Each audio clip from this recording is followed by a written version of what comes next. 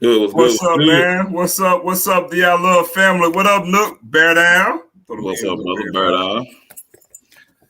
What's up, the I Love family? Thank God it's Friday. Hey, man, you looking rather dapper. You know what? If I ain't have my JSU gear on, I'd be dressed like you right now. You look rather dapper, dog. Well, let me make you feel a little better. You know, outside that navy blue and white, that navy and orange is rather dashing. It all goes. It flows, you know. We take it. Yeah. Well, look, man. Y'all, come on. We're gonna have a good fun night. We're gonna have a good fun night tonight. Hold on. Man, it's warm over here. Yeah, man. Y'all know my bro Ken, man. He out celebrating tomorrow. So bless that. Hey, y'all do me a favor. Look, he did it for me. So it's his birthday tomorrow. Y'all gonna hit my man Cash up for his birthday, man. Y'all celebrating. And we said we're gonna come in here and we're gonna give this nice Friday evening some good juification. Juification. You're gonna get some good juification this Friday evening. So y'all finna get the one syllable names in all its splendor. Nook and Zoe. In all its splendor this evening. Oh, so when y'all come in and y'all wipe your feet, let me give y'all a disclaimer. We're gonna peep our comments, but if we don't like what you're saying, we're not gonna address it. It's gonna be real laid back tonight. I got the flow tonight, baby. I got the flow tonight. Yeah, we're gonna talk about some things, man. And look, I'm gonna tell y'all now. I'm gonna tell Nook to drop a link in a little bit. We need y'all to come on. Come on. I'm open door invitation. We ain't got no fruit tonight. We all kind of bad. We got cheesecake and ice cream. Oh, yeah, had a bad day too, huh? Huh? You had a bad day too, huh? No, I had a great day. I'm talking about you eating. You ate bad too, huh? No, this ain't bad. You know what I'm saying? It's gelato. So let me rephrase that. It's gelato. It ain't ice cream. It's a difference. We'll take that. So you know. But I got a little cheesecake, you know what I'm saying? A little coffee. Something. More I'm sure how bad I am. I got coffee and I got a brand new thing of limeade over here. Just bad. But yeah, man, we're gonna get to this NFL draft. We're gonna talk about some things we got going on campus, you know. I guess, you know, I do got something I want to talk about, man. I gotta talk about our fan base, man. What's on your mind? You know what I'm saying? Y'all, we gotta pump the brakes, man, on this whole when we catch something or we feel something online from, like, you know, some of the players. I gotta learn to pump the brakes and relax. You know what I'm saying? Yeah, man. I just actually not too long ago, man, about 20 minutes ago, put a tweet out like saying, bro, we gotta cut that out, man. Like, show these kids love, the same love you showed them in their uniform, respect their decision, you know, and what they want to do with their future, man. Like, give them that love, wish them well, but don't go on their post and brag, and bash and do all that stuff to them. Like, you loved them when they was wearing their uniform, when they was out there scoring touchdowns and all this and that. So yeah, but look, but you know what? Look, but that you're right. That's one part of it. But I'm saying, man, just because you might get a subtle something or somebody decide to change a photo or something, man, a lot of us just freak out. Oh my God, so man, ain't nothing happening until you see something happen. All right, ain't nothing happen until you see something happen. Pump your brakes, relax. So it's Friday. So, you know, we talked about it, you know. So it's Friday, 9:35 p.m. So pretty much we got less than 48 hours for the portal close. So we're gonna go and tell y'all now. You might see something between now and what time does it close Sunday? 5 p.m., 4 p.m. Is it a set time? I'm not sure. I'm actually not sure if it's set time. No. Divine inspiration. I don't do riddles. I am too forward. I just can't be as blunt, but I'm gonna be forward. But I'm talking riddles to answer your question.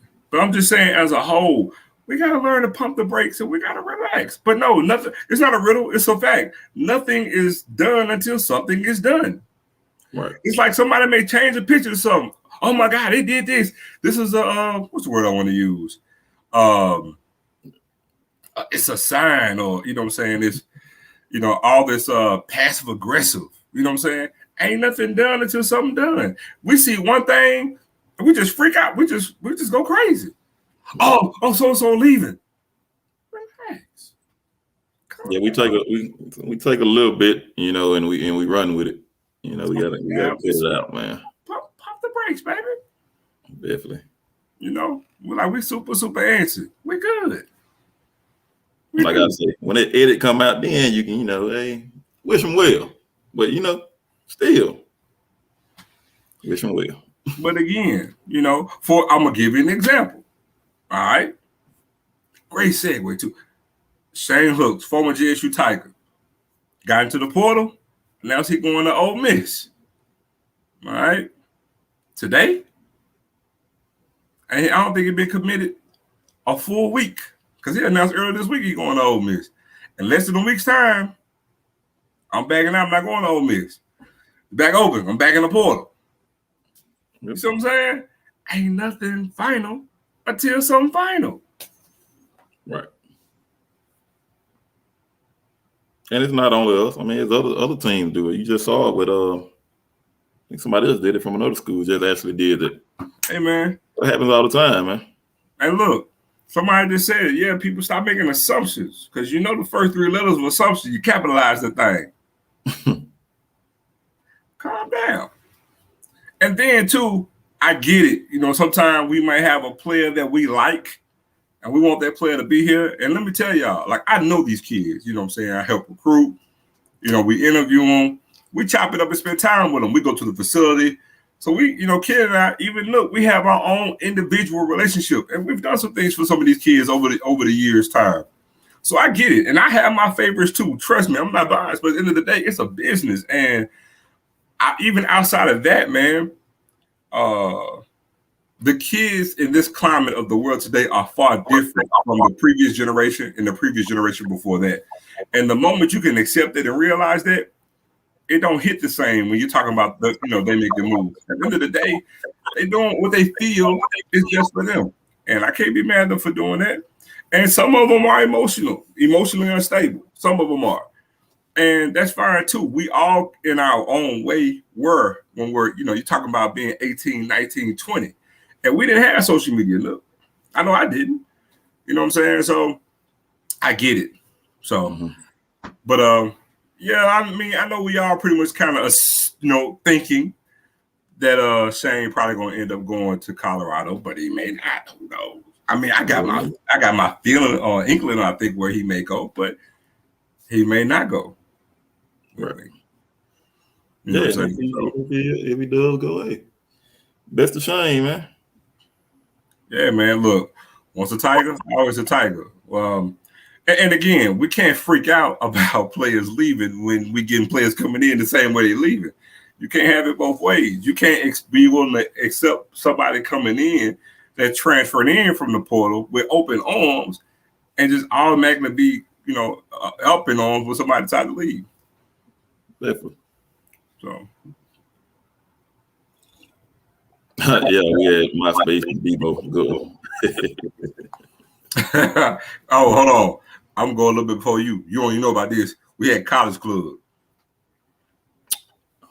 Yeah. That was before MySpace. Okay. Ooh, I can tell you the last time I said MySpace, dog. I think I was watching Reading Rainbow when that was out. When y'all was on that. We ain't going there. I got a Reading Rainbow t-shirt too, I'll admit it. I used to know the theme song. I don't know it no more. But man, me actually get starting on let's see here. Hold on 1 second, dog. Got some other stuff we're gonna kind of go over in a second.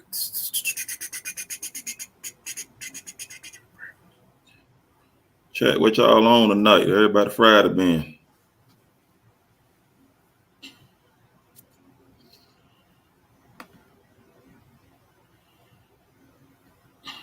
Okay.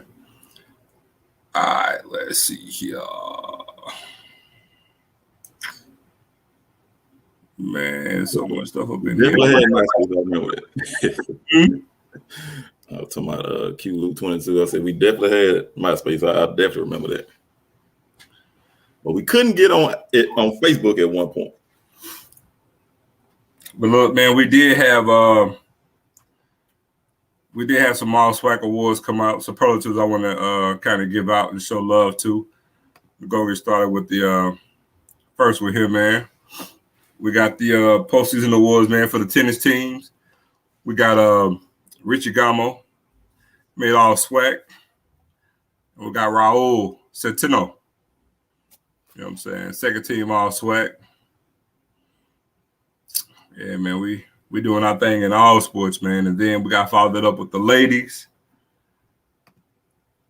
We see him. We got Danella Ramos, All Swag, man, second team. And we also got Carlos Castillo, made second team All Swag. So you got 3 men on the second team All Swag and, you know what I'm saying, 1 woman. But we doing our thing, man. Also, man, I got to give him a shout out because we have to do this every show. Shout out Craig, man, for the Jersey Wave. Y'all hit my man up, man, for all your jersey needs, man. He does exact replicas as well as custom jerseys, man. And want to put that info up, man, if y'all want to check them out. Yes, sir. Definitely. And the best way to get in contact probably with Craig is probably your IG or Facebook Messenger. He responds very, very quickly to that. So get that, bro.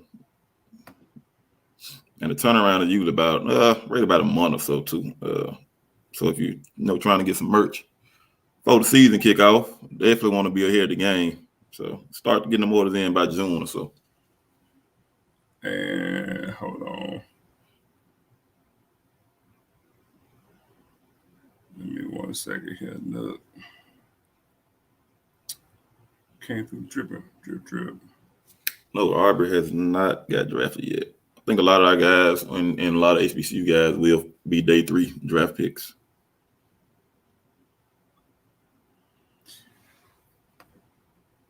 Yeah, we're going hold on, dog. Let me get this thing off here. But we're going to there we go. But yeah, man, we actually going to we'll get to the draft, man. We've only had, if I remember correctly, man, I think we had about what, 4 FCS players get drafted so far? Another old lineman from North Dakota State got drafted. I believe another player from South Dakota State got drafted. Kid from Sacramento State. And Sacramento State. So we haven't had any HBCU draftees just yet. But we never forecasted to have anybody on the first 2 days. It would have been high and possibly getting somebody, possibly late 3rd round. Mm-hmm. But I think tomorrow early, I think we're going to, when the 4th round starts up, I think we'll get the rolling then. And let me just tell y'all, there is no shame in being a 4th round pick because a 4th round pick is a mid-round pick, and that's still over $1 billion contract. To kind of give you an example, I remember when Dak Prescott got drafted, and he was slotted toward the later end of the 4th round. And if you remember correctly, his rookie deal was somewhere roughly about $7 million over a 4-year deal. And that's not including, him getting his endorsements and things of that nature. So getting drafted in the 4th round is solid. Plus, there is still good money. And as each pick goes, it decreases. But I believe you're still in the great $1 million status when it comes to contracts. I want to say until you get the upper end of the 5th round. And then after that, it kind of decreases. So, but I was trying to take a look and see. Well, hold on. Somebody said that did the guy from Alabama State get drafted? I think they might be thinking about Tank Dell from Alabama A&M. Yeah, but he's a Houston. He went to Houston though. He got drafted from Houston. Mm-hmm. Unless I missed some. And I hadn't seen the last 45 minutes. So I'm trying to see if I can pull this draft ticker up and see.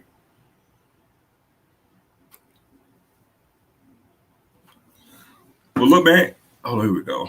Draft ticker. Yeah, man. Any one of y'all got questions or anything, man? Drop your questions in the All right, yeah, we're in the 3rd round right now, and yeah, Tank Dell got drafted by the Houston Texans, the 69th pick overall in the 3rd round, and I'm going through it right now. Y'all just bear with me 1 second. I'm just trying to take a look to see if we had anybody to get drafted. Nope. And right now we're still in the 3rd round. We're just picking around on pick 93 with the Steelers. We got about 10 picks left, and that'll be it for the night.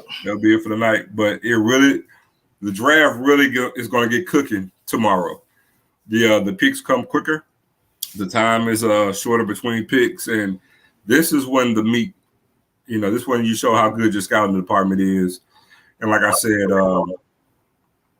that's what I was saying, Blue. He only played 1 year Alabama A&M, and he's drafted from Houston, so you won't see Alabama A&M anywhere in regards to him being drafted. But I think if memory serves me right, I'm going on top of my head and what I saw briefly because it's been a minute. I believe we're at about 4 picks right now from the FCS total. Not bad being that we're still in the 3rd round. So it's not bad. Okay. So it's 3. Okay. All right, Blue. Appreciate that. So it's not a bad number. I think the highest we were ever from an FCS standpoint, this early in the draft, once we became FCS, I think the highest we've ever had total was about 7 selections, if memory serves me correct. So that's not bad. It's not bad. A little bit less than not less, pretty much about the norm. But we can change this thing starting tomorrow. I got my fingers crossed, hoping that we can get 4 JSU Tigers selected. I'm really hoping we get 4. That's going to be a huge gift for us too, even from a recruiting standpoint, just for players to actually see with all the traction that we had, from the previous head coach, him leaving, and then with TC coming in, just to keep the name out there and to sit there and see multiple Jackson State Tigers selected in the draft. I think that's actually going to help continue and spur even momentum from a recruiting standpoint, just to put the name out there. And again, you're talking about multiple picks from Jackson State, man, since 2000 when we had 2 first-round draft picks. So the NFL draft has been good for us, man. And let me just say this, Nook, and I'll kind of let you go. I don't really think I know people hear about the number of players drafted from certain schools. Like Tennessee State has the most draft picks of any HBCU, right? Then Grambling, then us. But that's total draft picks. All right, that's from the history. So that predates 1AA/FCS. Okay. But a lot of people they're unfamiliar with the success that we have. For an example, when you talk about Jackson State, no other FCS program has had more first-round draft picks than Jackson State. That's a fact. We've had the longest draft streak of players drafted in consecutive years with 16 years, 16 draft picks. You have a lot of FBS programs that haven't done that. Jackson State is the only FCS program to have multiple first-round draft picks. We did it with Walter Payton and Robert Brazile in 1975, and we did it again in 2000 with Sylvester Morris and Rashad Anderson. Jackson State is the only FCS program to have 2 top 10 picks. We actually, while I'm speaking to you, we currently own the record for most draft picks off one team. We got 11 players off one team drafted in a single draft. Now, granted, when I say that, people will say, oh, that was way back when. It doesn't matter. It happened. It doesn't matter when it happened. It happened. And that record still stands. Here's a little caveat, though. Do you know that that record actually was for all colleges in the United States until the Miami Hurricanes broke it with 15 players drafted, I want to say back in 03 or 04, when Ken Dorsey and Bruce McGahee, all those guys got drafted. Miami broke Jackson State's record. So as it stands now, Jackson State owns the FCS record for most players drafted off one draft, and that was with 11 picks. So stuff right there. I mean, when we talk about tradition, man, we can really trump it. I mean, again, since 1AA was formed, no other school has more draft picks than us. Go figure. And that's even still including, look, going from 2000 to 2020, our worst 20-year stretch in football history, and we still have that record. Still got, yeah. So just imagine, you know what I'm saying, if we was winning and having some success in that 20-year period. Well, definitely, man, good stuff. Last just looking at the tracker and seeing guys move up. I see Aubrey is starting to move on up for that middle linebacker spot, so he's in the top 10 now of best available linebacker. Yeah. So that's huge, and we just now it's going to be 4th round, so that's big time right there. I believe Land and Aubrey will go in the 4th round. I believe I got Aubrey going in the 4th round. I got Zay going in the 5th round, and I got Nugget going in the 6th round. And I got I got Dallas going to the Bears, baby, in the 7th round. We got 2 picks in the 7th, so hopefully I got that. Look, y'all gonna give me my props when this happens. When Dallas Daniels get drafted in the 7th round by the Bears, Zostradamus, which I gonna call me, dog. I'm telling you, I've been saying it for 2 months. 2 months. But yeah, man, I'm looking for Isaiah Land to get drafted. Xavier Smith is going to get drafted. He is. He's going to get drafted. I'm going to tell you something. I think the only thing that hurts him,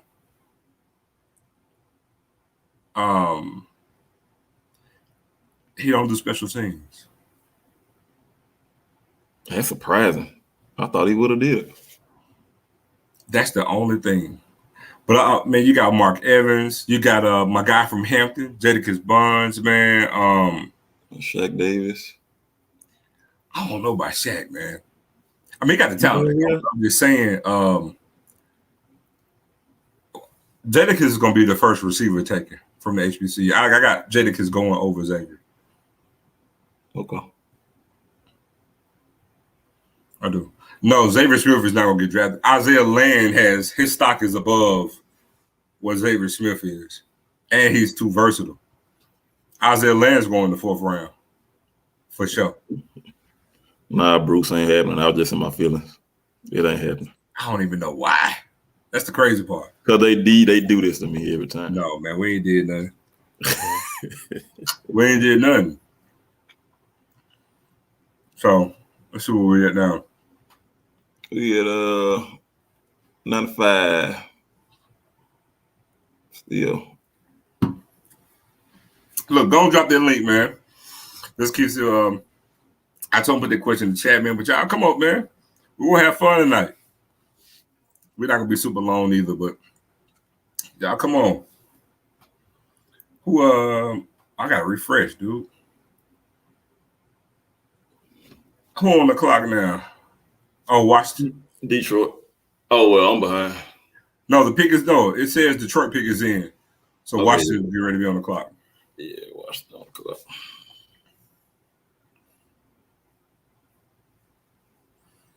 Blue, I'm with you. I think Blue. If I were to high side it, I'm gonna put 7, just because the 7th round could be so tricky. And you talking about luckily throwing another one in there, but I was high sided at 7. I had my number between 5 and 7. What's that?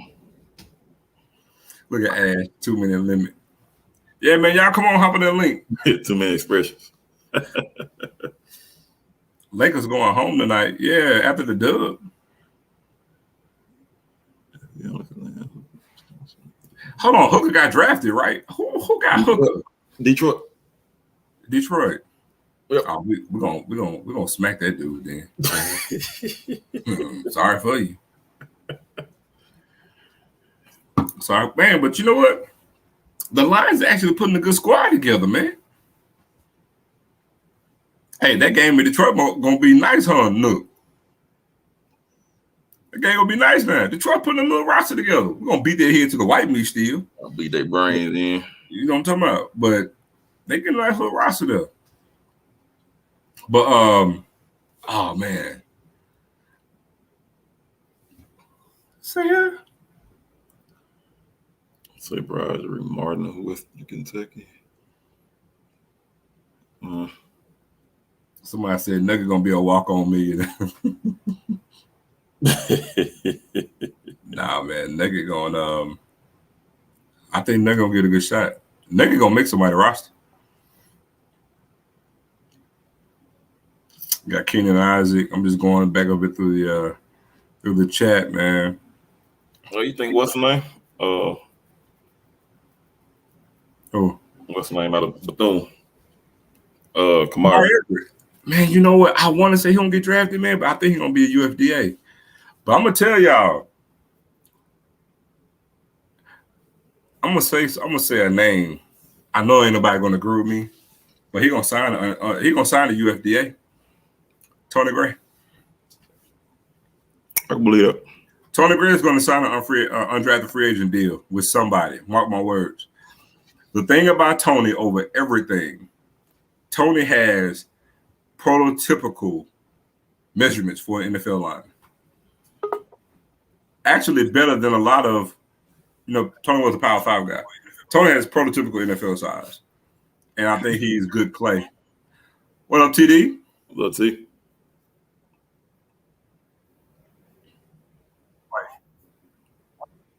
What up, Chief? How y'all doing, man? We're good, man. Yeah, you got the delayed reaction.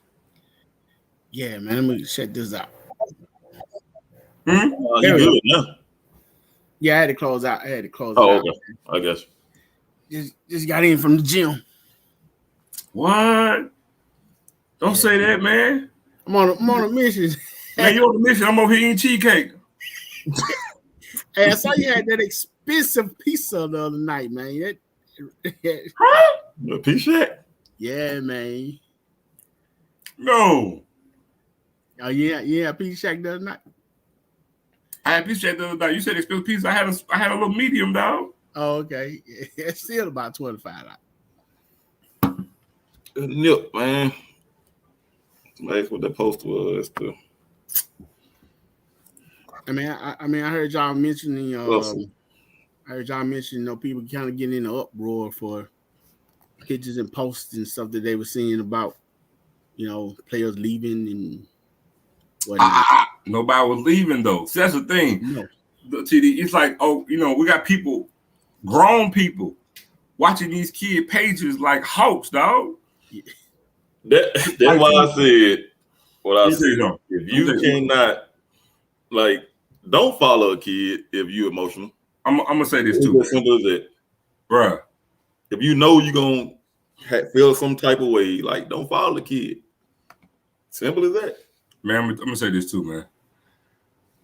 Bruh, I got too many people calling me while I'm at work. I'm about to blow a gasket off some from social media. Bruh, listen to me, dog. Y'all are too grown for this. Straight up. For real. Y'all too grown for this. It's passion, Zoe. Nah. I'm passionate. I'm probably the most passionate person on this whole platform right now. But dog, come on, that ain't it. We better than this. We better than this, man. Literally freaking out because we're assuming something to happen and nothing happened. Come on. Because our love, to me, is what separates us from a lot of fan bases. And I think that's why a lot of kids choose Jackson State, because of that love they get So we can't go, playing both sides of the fence just because the kid, want to seek out his options or whatever he want to do. We like Joe said, we better than that, man. And then we have some proven coaches who have proved once someone walk out the door, they bring someone equal or better right back in. So, like Joe said, we get attached to players and we don't want to let them go. We hate to see them go. But then, we got to accept the fact that win, lose, or draw, no matter what happened, we still Jackson State Tigers. I mean, look, I love the passion. I don't want people to ever change that because that identifies what we are. But rein that thing in. So that's all I'm saying. Some of it's kind of frightening. It's kind of scary. Yeah, and then like Bruce said too, a lot of it is fake fans or fake created pages that's posing as JSU fans or whatever they're doing, and they do it as well. And yeah, I mean you can't stop that. But so let me ask y'all this, man. With the draft going on, how do y'all think that the narrative of not many one or two HBCU players been drafted? How does that? None have. None has. Not yet. Mm-mm. We got some FCS guys. I think 3, maybe. I don't know if anybody else since we've been looking, but 3 for sure. Yeah, that's what I meant. FBS. So how does that? You got a lot of players who be hesitant to come to FBS schools or HBCUs because they feel like they can't get drafted, like they can't be seen. We're not right now. It's too early for that because the draft is ongoing and we're in the 3rd round. We're projected to get. Well, we just talked about it after you got on. I myself projected us to get anywhere from 5 to 7 players drafted, but I'm not speaking on the total number. I'm looking at the total number of recruits. Even right now, for an example, I can name a big school to you. Let me give you an example. I'm gonna say Baylor. You know how many players Baylor got drafted right now? We're right now as we speak. We've had 99 picks. The 100th pick, which is the Raiders, 37th pick of the round, is on the clock to select their player. So you got 99 draft picks so far. Do you know how many players that Baylor has had drafted right now? 1 or 2. 1. So to coincide with the question that you asked, I also don't think Texas outside of Bijan Robinson got anybody, or do they? I don't know. But the point I'm getting at is people have a perception. That's why I was saying earlier, it's going to do us some good if we get 3 players drafted. Because now you're talking about, this is going to sound crazy, but it's a fact. If I told you to take a guess of how many schools, and you choose a number that has 3 or more players drafted in the draft, how many schools you think do with it? Total. Of how many schools have players drafted? 3 or more. Oh. Besides the Alabama and the Georgia, don't matter. It don't matter. You pick a number. How many schools you think are going to have 3 or more players drafted in this draft? It's a handful. I'll say less than 5. No, it'll be more than that. It'll be more than that. But to give you an answer, it's going to probably be about 12. Yeah. With 3 or more. Not multiple, 3 or more. It'll probably be about 12 schools. You see what I'm saying now? So you see how that changes the perception? Matter of fact, how many FCS programs do you think will have 3 or more players drafted in this draft? That number is going to decrease a whole lot now. Yeah, it's definitely a handful. It don't even be a handful. I will go on record right now that if Aubrey Miller, Zay Bowden, and Zay, Aubrey, and Nugget get drafted, Mm-hmm. Or any of the three, because you still got Dallas Daniels. Right. Mm-hmm. If three players get drafted, I will go on record right now and say Jackson State will be the only FCS program that's going to have 3 players drafted in this draft if it happens. If it happens. So to answer your question, that changes things. Now, granted, when it happens, some people are going to come back and say, "Oh, so and so was a 6th round pick." Oh, it don't matter because so and so was a 7th round pick. Doesn't matter. He was drafted. He was selected. Because guess what? You're going to have a lot more schools that's going to have what? Undrafted free agents. So to get chosen is something. And most of those players, when you look at the history, those are the ones that really stands out. That really, that really plays well. That really make a name for themselves. The undrafted free agents and people from small schools. A lot of time they be the one that really shine. You got a lot of those big time players be bust. Well, no, not necessarily so. Because you're gonna have more the hit than bust. Let me tell you why. They're trying to have the NFL draft coincide with like how you have recruiting services. They'll do now. You have the ESPN top 300. That's pretty much kind of how they're doing the NFL draft. You pretty much go ahead with 300 picks. You see what I'm saying? Mm-hmm. Well, it's the top 300. Same concept when you think about it. So as an FCS program to sit here and say that you got 3 players in the top 300 that's going professionally, that's huge. That's huge. Yeah. So that changes the stigma of what you were saying. So what you do now going forward is, if you got 3 this year, get your 2 next year. Get your 2 or 3 the next year. Now you've created a system or a pipeline, or as our previous coach would say, a navigational system to show that, hey, you can come to Jackson State, you can get drafted. Or better yet, in a broader scheme, you can go to an HBCU, you can go to an FCS program, you can get drafted. I mean, but even with that being said, the spotlight has been put on most of those players. They was in all the bowls, pretty much. The NFL PA Bowl and the Shrine Bowl and the Senior Bowl. I mean, so they be put in the spotlight. So, I mean, what you say? You can lead a horse to the water. So yeah, even out of those bowl games, you're gonna have guys from FBS programs, they ain't gonna get drafted, even out of those games. So I mean, but the point I'm making, even coming from a small school, you've been put in the front. You've been put in spotlight where you can be seen. Aubrey been seen. That Dallas been seen. Yeah, but they've been seen even outside of just that bowl game. They've been seen in season. They've been seen during the season. Right. So it's not just the bowl game after the fact, because then it minimizes what they do during the season. Oh, I agree. But what they did during the season is what got them, Oh, for sure. Yeah, to those bowl games to get a brighter light on. Well, partly. That's not always what you do during the season. It's part and parcel, but you still can have somebody that's doing the thing at practice, because that's where you first get noticed. When the scouts come to practice, because then it goes from there to, okay, let me come see him in live action. Now I'm going to the games. You see what I'm saying? That's how you handle that, right? And then, because it's almost like saying you got the combine, right?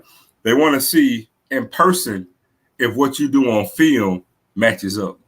You see what I'm saying? So, for example, when the scout come to practice, they like what they're seeing at practice. So now they want to come to the game because they want to see if what you're doing at practice, if it's translating to the game. Because pretty much they should mirror each other. Now, if you're having a great season, I saw you at practice, I saw you at games, you've been doing your thing. Now let me segue that to, going to invites to these bowl games, or if you're a senior, going to the Senior Bowl, because now it's another form of elevation. Now it's matching up. Oh, you did good there at the Senior Bowl? Come on, let's get you an invitation to the scouting combine. All it is just it's confirmation. That's all it is. It's confirmation. It's okay now. It's translating. This guy can do his thing, and we want to go ahead and draft. Sam, I think I get your message, but I think that's Louisiana. I might be wrong, but I think Louisiana has the most. What's that? Players in NFL per capita. I think it's Louisiana. It might be Louisiana now, but they've actually been flip-flopping. Okay. It's been flip-flopping for the past few years. It has been Louisiana.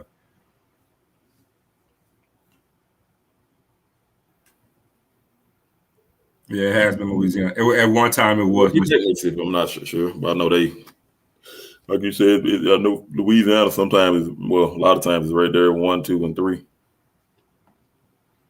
So, but that's kind of a skewed data anyway. If it's kind of skewed to Mississippi's favor, believe it or not, because of the population. And see, being that the population is shrinking, it kind of skews it a little bit. Because when you factor in Louisiana, land size, they're very similar, but Louisiana has significant amount more people than Mississippi does. Right. Okay, San Diego, Mississippi. So Mississippi now. Okay, Mississippi. I told you they flip flop. They flip flop often. But look, both are really good football producing states. So yes, definitely. So but yeah, man, I told Aubrey the other night, I do believe he's gonna get drafted by the Steelers.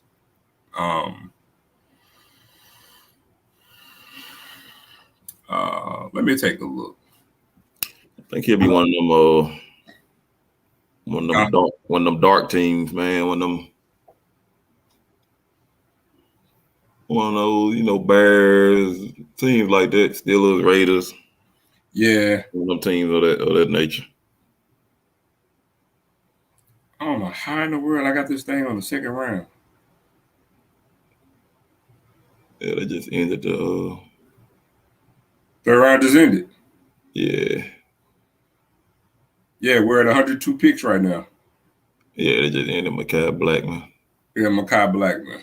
Yep. USC.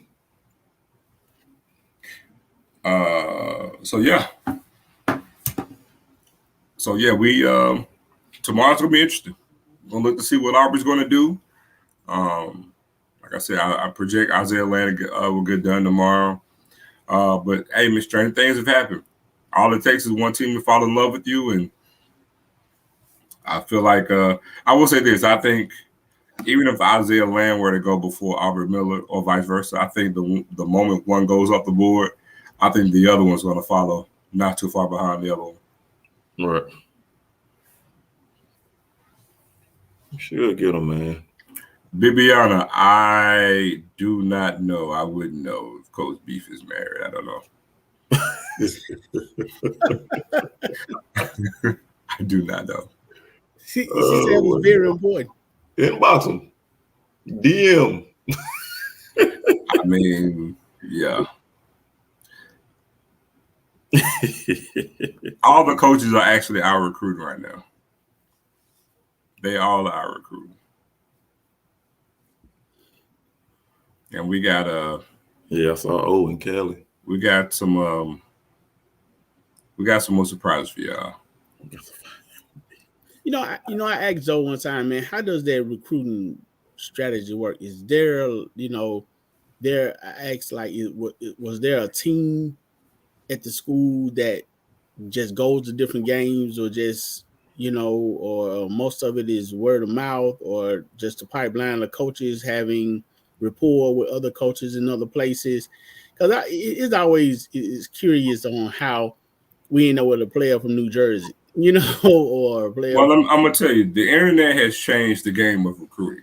Okay. Because I can tell you from what it used to be with Jackson State, and not just Jackson State. I want to just tell you, pretty much the majority of the schools in the SWAC, or the majority of the schools in Louisiana, Mississippi, Alabama, and Arkansas, those states will pretty much stay in a 6-hour radius, right? Okay. You pretty much designate a coach to a certain area because it's fertile. That way you really weren't traveling. You really didn't need to, but the internet has changed things, and then the advent of Huddle. So you can actually watch, film, not necessarily game, not highlight tape. You can watch highlight tape, but you can watch game film and get more eyes on guys with the advent of the internet. But to answer your question, it's a multitude of things, believe it, Tarante. It's the staff, and each coach has their own rapport and relationships, not only within the state they're in, but even other states, other places they work with, other friends and things of that nature. You have that, but then you also have your relationship with for example, schools, in throughout the state that you're in. Like I can give you an example for us. Like as you know, TC is from Magnolia, Mississippi. Mm-hmm. Played here, and he coached here. Coach JUCO. You look at Coach O. Coach O played in Mississippi State, coached at Callaway, coached at a JUCO. They have relationships with all the JUCO coaches here in the state, but also all the high school coaches. Plus, you got to factor in Otis was a high school coach here at Callaway, and TC, have a lot of his teammates and some former players who are head coaches and coaches on the high school level in the state of Mississippi. So you're going to have teammates reach out to you. You're going to have other coaches, and also coaches on the high school level. They're looking to try to get their players signed. So it's not a thing of like I have a high school coach here, and it's just like, hey, if these coaches come, it's an open invitation, and that's how my kids are going to get recruited. No, high school coaches, they do that, but they also beat the bushes for their players, and they want their players to get recruited. They'll be out there, hey, putting invitations out to come here, but then we'll also reach out to you. Hey, I got this guy really y'all need to come look at. You know what I'm saying? Or players to come look at. We got talent. Come here. And so they do that. And it's just like anything else. They have rapport as well. So it's a multitude of things, you know what I'm saying, that's going to get eyes on new talent for the coaches to go take a look at. So do they also have No 7 is not leaving, to answer the question. So do they also have people that they send out, I guess, kind of like gopher type, like Coach TC may say, Zoe, I heard about this player, up in Yazoo. Can I get you to go check him out? Or, do they just go themselves? Because that seems like they'll be a lot of work. They got to strategize. It's a regions. It's a multitude of ways. I mean, they can look at film. You don't have to go to a game. They can look at film from games, not a highlight tape. They can look at a highlight tape. They can look at film. And also bear in mind when the season starts, it's a season. We can go look at them at camps. I can go to practice. It's almost like being an NFL scout. I can go to practice. I can go to camps. I can go to games. And then we go to games. They don't sit and watch a whole entire game. Right. They may go watch a quarter here, then leave and go to another game, watch a quarter someplace else, then leave and go to another game and watch a quarter someplace else. Mm-hmm. They have things in mind for who they're trying to look, who they're looking for. And when they go to a game, yeah, they may be looking at one player, but guess what? I'm here to recruit this guy. But man, this right tackle that they playing against, he wasn't even on our radar. The dude looks good. Bam, who is that kid? So you see, it's like I said, it's a multitude of things, a multitude of ways of how that works. Okay.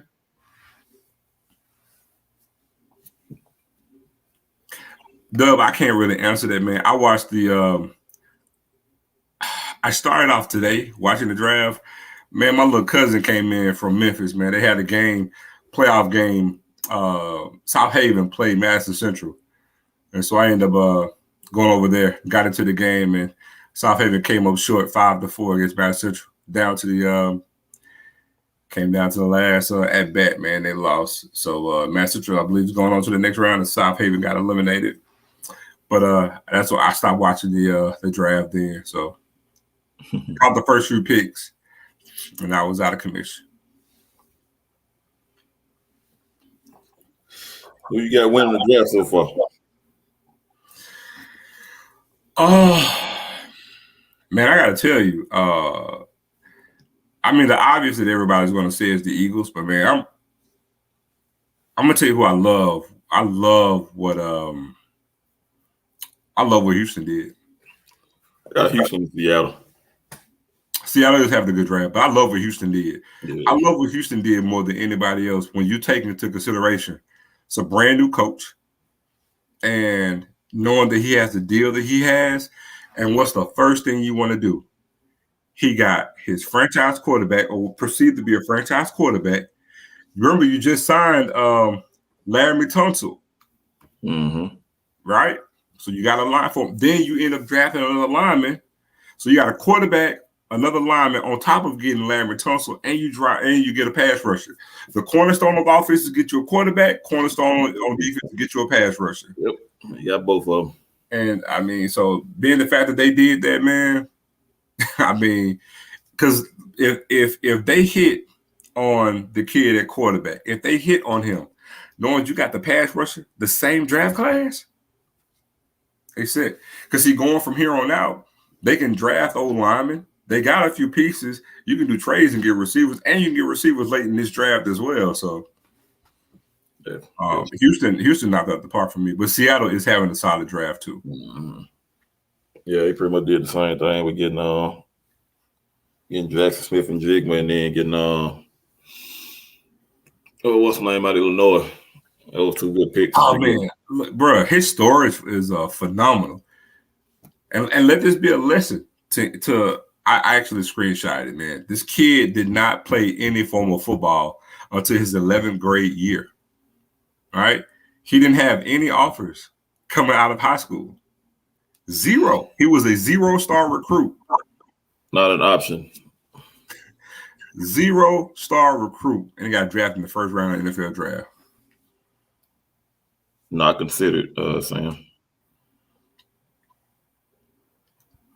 Mickey Joseph is going to be a tough one to touch for anybody.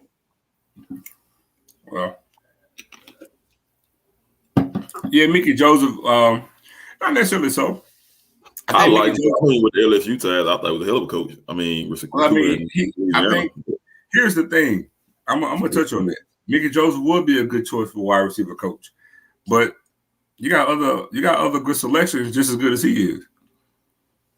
You know, and then at the same time, you also got to remember it's one thing to get a Mickey Joseph. There's another thing if you got to pay Mickey Joseph. You pay the hell out of him. You see what I'm saying? You're talking about a coach that was out here, you know what I'm saying, making upwards of about $700,000 a year. It's easy to throw a name out here, and then you talking about, hey, we're gonna pay you to be a wide receiver coach at Jackson State, paying you roughly about 75, 80, maybe 85, maybe 90,000 a year. Yeah, again, Sam, I love Mickey Joseph. I live in Louisiana, so I root for LSU, but it's you start getting in that dispute and stuff like that, they tend to shy away from you a lot unless you get that one coach, you know. Yeah, what it is. How do you determine need in this age of the portal? I mean, that's easy, but the portal is not just need. Well, I'm about to contradict myself. I mean, you come down and you know what your team is made of. You know what you look at your team and you see what you're falling short at. Ken, I was talking. I think you were on that too when I was telling them that the beautiful thing that I like about the portal is I use Jackson State for an example. We were loaded at wide receiver, right? But we ran an air raid scheme. We're changing what we're doing this year. So, you're like, okay, I don't need 19 wide receivers on the roster, even though we're loaded. But if I'm weak, let's just say linebacker-wise, right? I'm going to, I hate to say trim the fat, but it's like these are good players. But I'm going to take the worst three that I have, even if they're capable and can play, because I need to get me 3 true linebackers. On top of what I recruited, I can flip my roster by freeing up 3 spots, and then I can upgrade what I got in linebacker. Because bear in mind, the portal, even though it's recruited, it doesn't fall in line necessarily with recruiting season or signing day. So it's like I could sign 3 good linebackers in the signing day, on signing day, but then I can add 3 more through the portal. That's probably better than the 3 that I signed. So now you see what I'm saying? I flip that room and upgrade that talent. Back in the day, you could only do it just on signing day. Now I can do it twice in 1 year or 1 semester. So that's the beautiful thing about it. But you know what your team is made of. You know what you got, or you should at least. Yeah, you can. You can flip a whole team quick. I don't look at it like the transfer portal going to end a lot of careers. I think what the transfer portal does more than anything, it applies pressure. It's a boost of energy when in the form of competition. Really, because a lot of guys in a lot of situations will coast because you will have a lull in regards to like workout season or whatever the case may be. Not during the season, but like winter workouts and all the other kind of stuff. You would have a lull or somebody would take their foot off the gas in regards to working out or being serious about their craft. The portal changed all that because now everybody's on eggshells because you got to stay up. You got to keep your foot on the gas in the form of competing for your spot. It ain't just when I get to practice. It's in everything now. Spring ball, after spring ball. And a lot of players, especially younger players, man, you know who that dude is. You know, even if it's just perception. Like, I'm going to throw a name out there. Ain't nobody talking about him. Watch this look. What if Damon Demas happened to pop up on somebody's campus right now? You see what I'm saying? That changes things. Even if you got, 4 receivers, it's like, man, this dude was one of the top 5 receivers in the country. Dog, man. And wow, he's gonna pop up here and he's on, you know what I'm saying? He pop up at Southern. You know what I mean? Just give an example. That applies pressure. Now, granted, if you're a dog, you're gonna welcome the competition, but let's be honest, some people gonna be in their feelings like, I got to really get on it because he just got in the room. Dogs know who dogs are. Mm-hmm. That's one.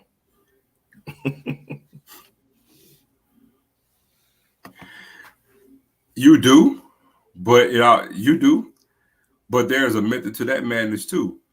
Understand, I'm gonna use Jack State for an example. A good portion of the transfers we get through the portal are graduate transfers.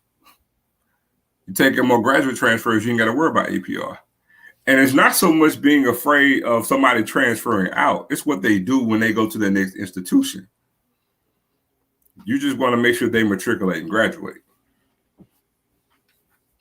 That's the main thing. Wherever they transfer to, they're actually enrolling somewhere and actually getting a degree. That way you won't get destroyed. But those players who are just transferring out or just quitting or whatever, or not finishing, those are some things that's actually killing you. If somebody told you to take their hat off, they're trying to see something. I'm just telling you what they said, man.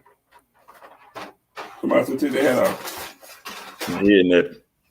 Huh? I'm hearing that.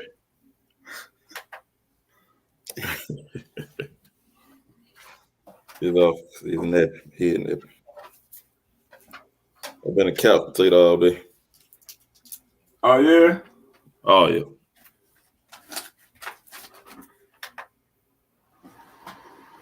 Hey, Zoe, so they're still appreciate that swag, bud. Yeah, you want to highlight that. Appreciate that swag, bud. What you saying, TD? Hey, man, so I know we got a few offensive linemen coming in, man. Do you still like Evan at center? Huh? You still like Evan at center? I love it. I love Evan at center. I love that song. Hey, but you got to remember, just because you got old linemen coming in, everybody can't play center. Right. Oh, yeah, definitely. Yeah. So, I mean, the question would be, we got another center coming in, which we do, by the way. But nah, Evan is solid at center. Yeah, you're a solid guy. Yeah, I think in my first arm and practicing at that center, I told Zoe, I said, he gonna play some? I said, okay. It was him and oh, that's a good question. This is a tricky question for me to answer. Okay, let me tell you why this is a tricky question for me to answer. Number one, because a color rush for JSU, in my opinion, would be all reds, and y'all have seen that already, right? I don't like all red.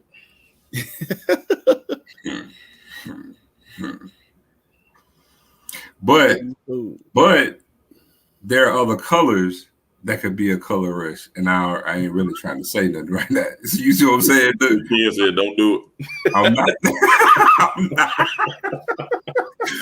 Look, I'm not. You know I'm not. Don't do it. I'm not.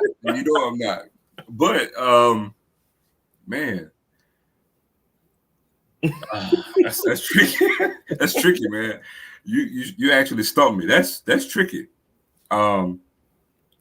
And I'm gonna tell you something. You say all red is not JSU. Actually, all red will be JSU. We would do a splash of red, but it's a color rush. You can't do a color rush with all blue because we're all blue already. You can't do a color rush with all white. We wear it already. So what would a color rush be? It would be some all red. It's something that you do one time. Even when Coach Prime was here, we wore all red how many times? One time. Now, he may mix and match with the pants or something, but when you talk about a color rush, we did it one time. So, and again, it's what the kids like, and you're gonna do whatever to get them recruits in that building.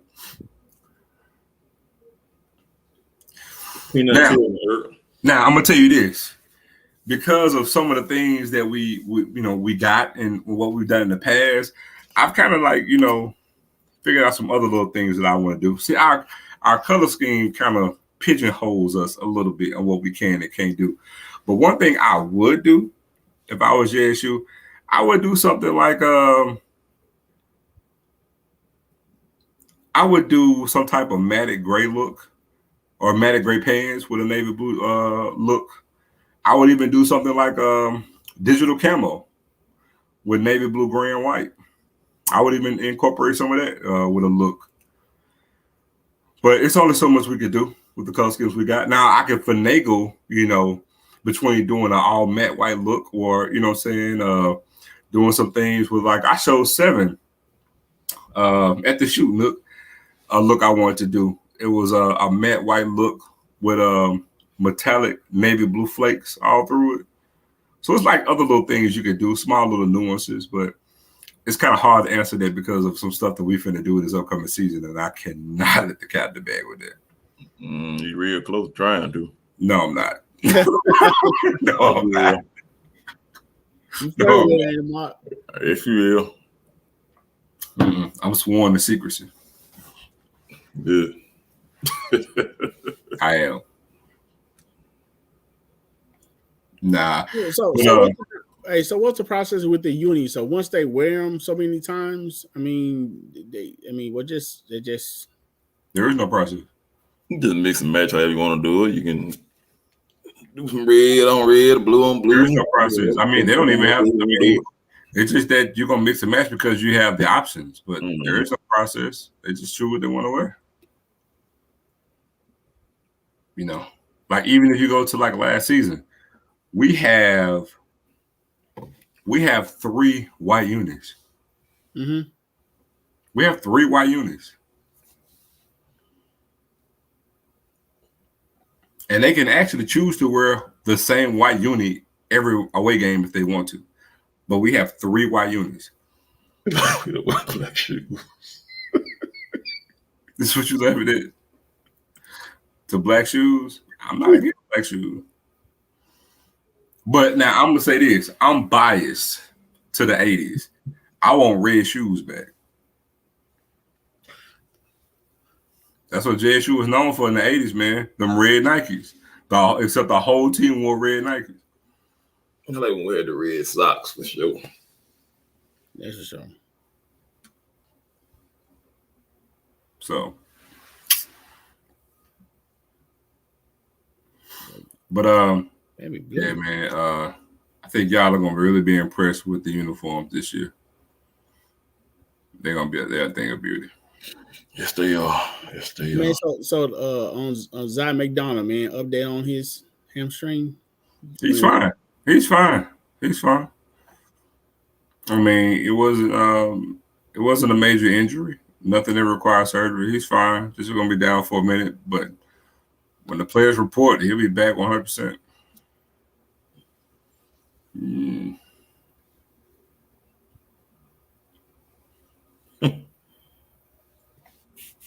Yeah, I'm trying, boy.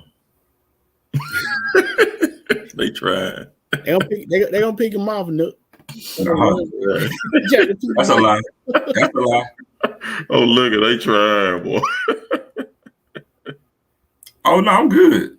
Man, y'all understand. I'm sworn to secrecy. I'm good. I done seen them. I'm good. I just know y'all gonna love them when y'all see them. It's so towing the line hard.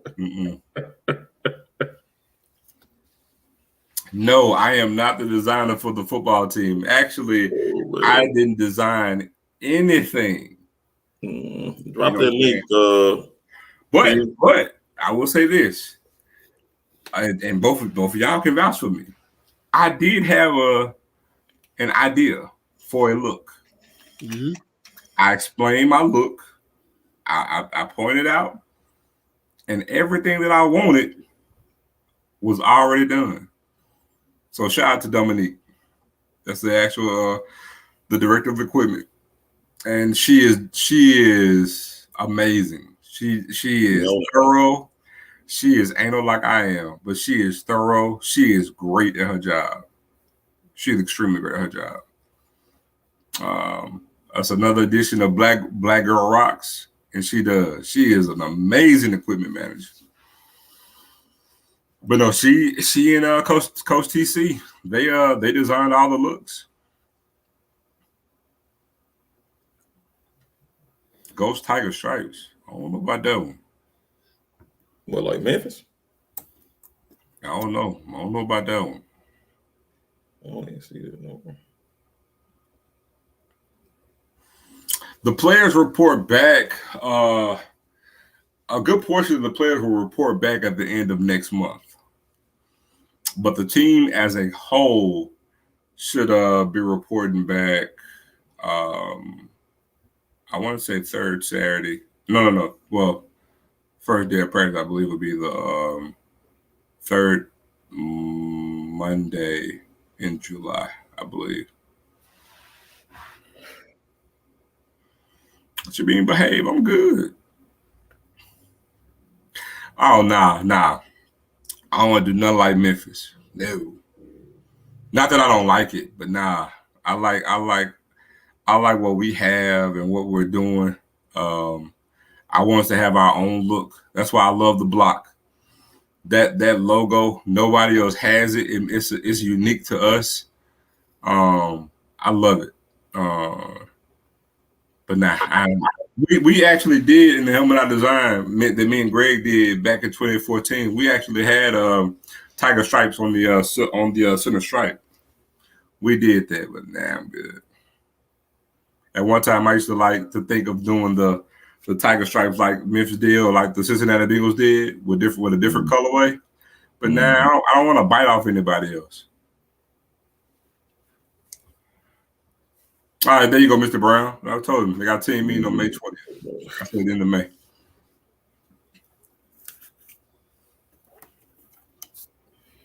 Oh man, look, I'm gonna tell y'all, I love the claw. Absolutely love it. Love it. I just, we could have just did away with the J, I believe, on the other side. It still is ridiculous to me. You got two distinctive logos, one on each side, but the claw is fine by itself.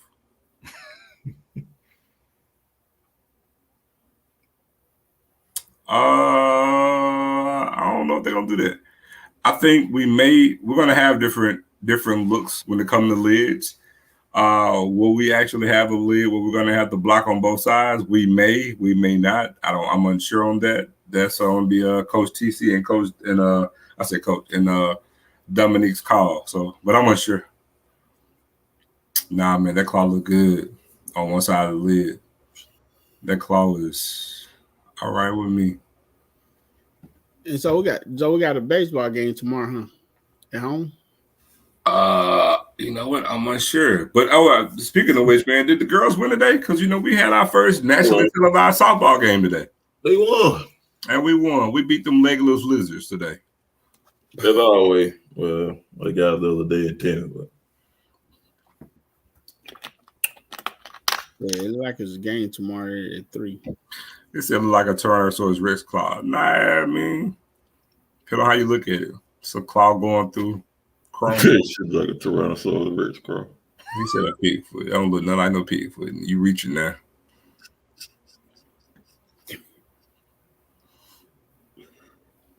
So yeah, man, we play Bethune-Cookman tomorrow at Bradley Field at home at 3:00. No, we're not using Zenith. Thank God. No. That cursive writing when Jimmy Allen played was not fire. The thought process of doing that was okay, but the execution was horrible. I could really tell that thing go. It was horrible. What, the Blue Jersey? Both of them. It was slow. But here's the thing. Let me tell you why it was horrible. The blue, white, and gray one? You don't get a cursive font and then get number font that don't even come close to matching it. It was horrible. That thing was executed ridiculously. It was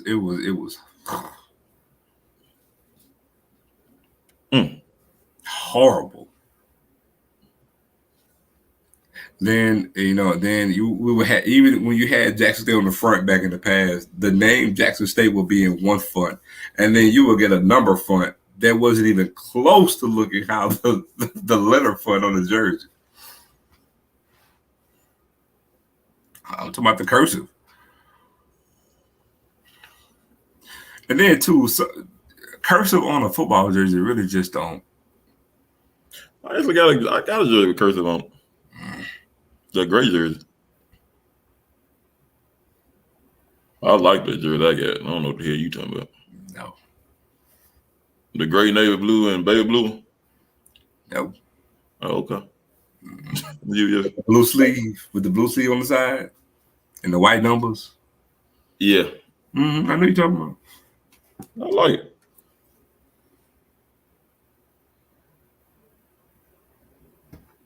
DJB. Celebration and boss. Hold on.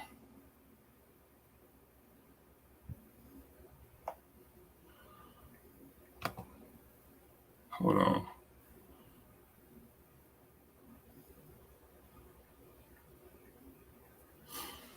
Oh, me throw these things up right here too, man.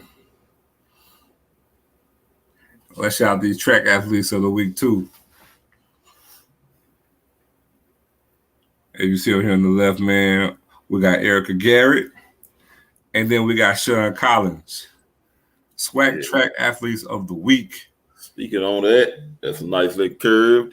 Your KC 1400 media group will be down at the track meet next week. All right, next weekend. Covering our Tigers. May 4th through May 6th. Check it out. Appreciate that, Nook. And then up next we got certainly. Bam, like we talked about. Beat them gummy worms. Beat them up, man. And this game was on national television, man. First time ever JSU was on national TV. So it's always good to beat up on FAMU, especially when the whole world get a chance to see. But hold on one second.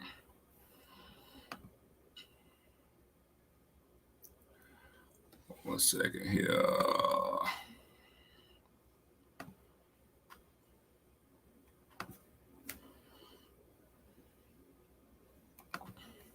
Drip, drip.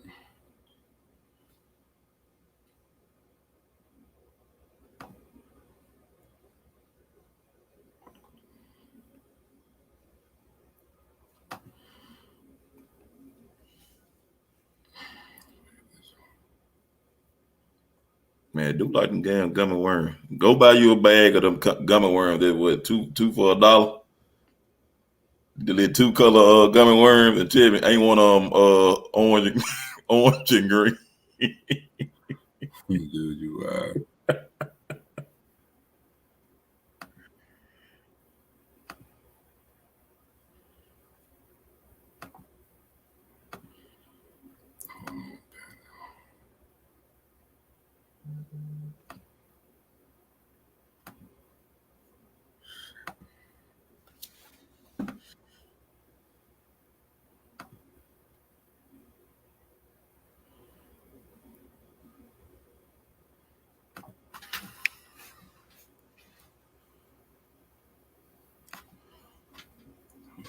so 1 second right here. No.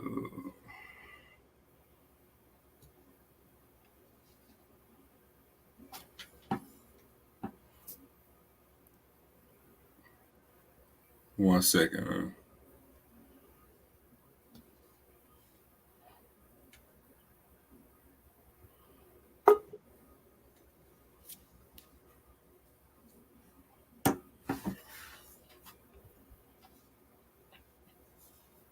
The hell?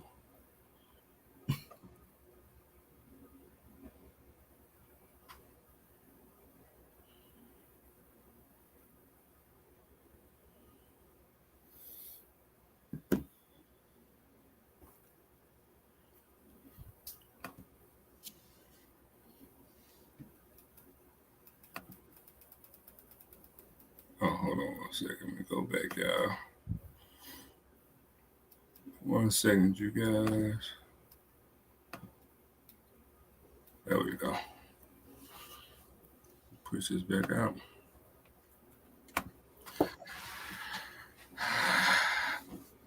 What y'all was talking about some government words? Oh, you know what? Forgot Rochelle ain't on here, man. We got 452 people in here, man. Y'all get these likes up. I know what we got in right now. Take a look, man.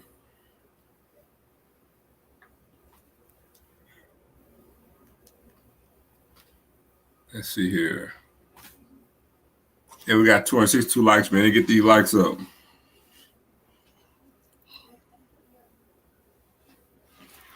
Yeah, it was announced that the game was televised. It was. Let's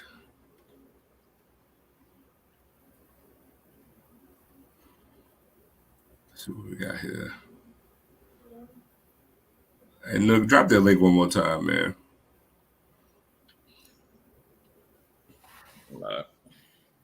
And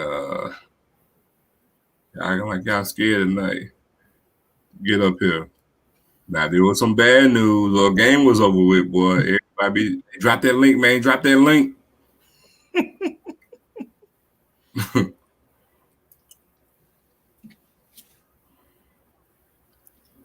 Yeah, man. Mm-hmm. But yeah, man, that was my main takeaway from the day, though. Seriously, I was like, man, just hold on. What about Jackson and Curtis from the helmets to Florida Gators? No. No.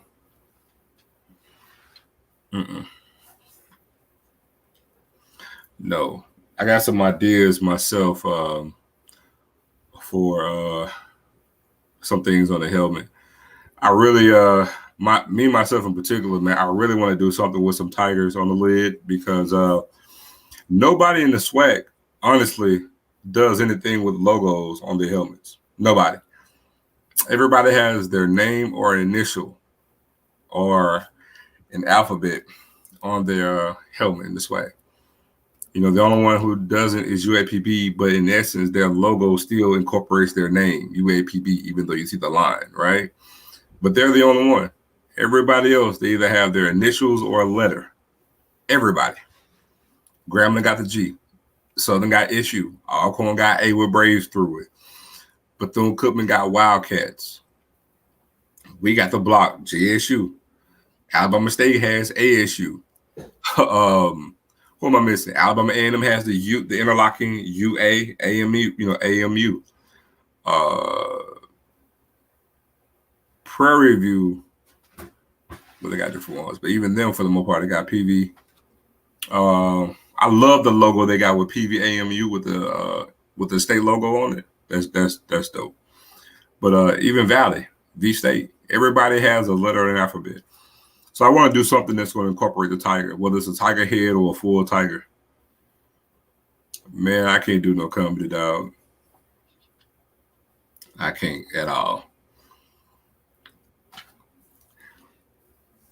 Bama State doesn't have a hornet helmet, do they? I know they had one at one time, but for the most part, they wear the ASU, the gold lid with the ASU on it. I mean, I've seen them before, have a hornet, but they rather wear it. Did Valley have a devil on their helmet once? No, I mean, years ago. But I'm saying, like, game in and game out, right? What they're wearing now. Like, even somebody may have an alternate where they'll wear one, but you rarely see it. So right now, I would say Alabama State probably the only one that has an alternate with a hornet on it. You see what I'm saying? But their standard helmet is that gold lid with the ASU on it. Even Alabama A&M. Remember when we played them for homecoming, when we put 61 on them? They had a maroon lid. That's all it did. We still got the UAMU on the lid.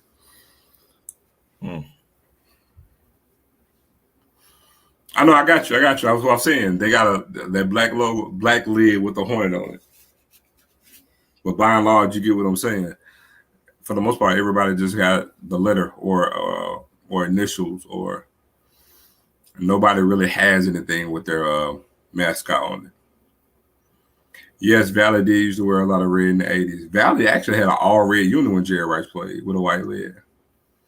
I don't know why. I don't know for the life of me why Valley even got rid of that look. Like if they actually brought that back now, that would go hard, man. I'm dead serious. That red with the sleeves down the stripe, down the long way of the sleeve. Woo, nasty. Them jerseys they had where Jerry Rice played it was cold. The jerseys don't know about the all red. The all red was hot. The all red looked good. Mark, you don't like the all red? I thought our all red jersey was pretty cool. I like the jersey. I don't like the all red Pants all the way through. Hold on. So did you like the all orange? I hated it. You biased out. You talking about us? Yeah. I hated that all orange. You know what? You biased. You just admitted to. You have a thing you go for. I like the orange jersey with the white pants, but I didn't like it. Because you don't like all solid colors. That's your thing. You have a thing against it. I can't do that. Yep. Okay, then. See, you can't add to the conversation. Then you don't like nothing. Okay. Yes, I can. See, I'm part of the conversation. I guess. Watch this. So you like what Jack Stick wear all blue, don't you? No, I like the all blue. Then the all blue different. That's different. See, that's different. See, that's different now. I mean, so the draft pick up tomorrow at noon for the third round. Oh, for sure. Four. But hold on. Since we talking about uniform, let me just say this. If anybody on here, shout out to BJ Jones. I've actually told him this before. I know y'all are probably gonna hate me for saying this, but I love Southern colors, by the way. Right? If anybody on here from Southern, bro, whoever y'all equipment man is for all things holy, bro, if Southern would do a metallic gold lid like they used to do back in the day when Castle was coaching, hard. That metallic blue lid, man, they had the Columbia blue pants. Hard. Go back to that, bro. Valley need to go back to the uniform they had when Jerry Rice was playing. I'm talking about all their looks. I don't know why they changed from that. That was the dumbest thing they ever did.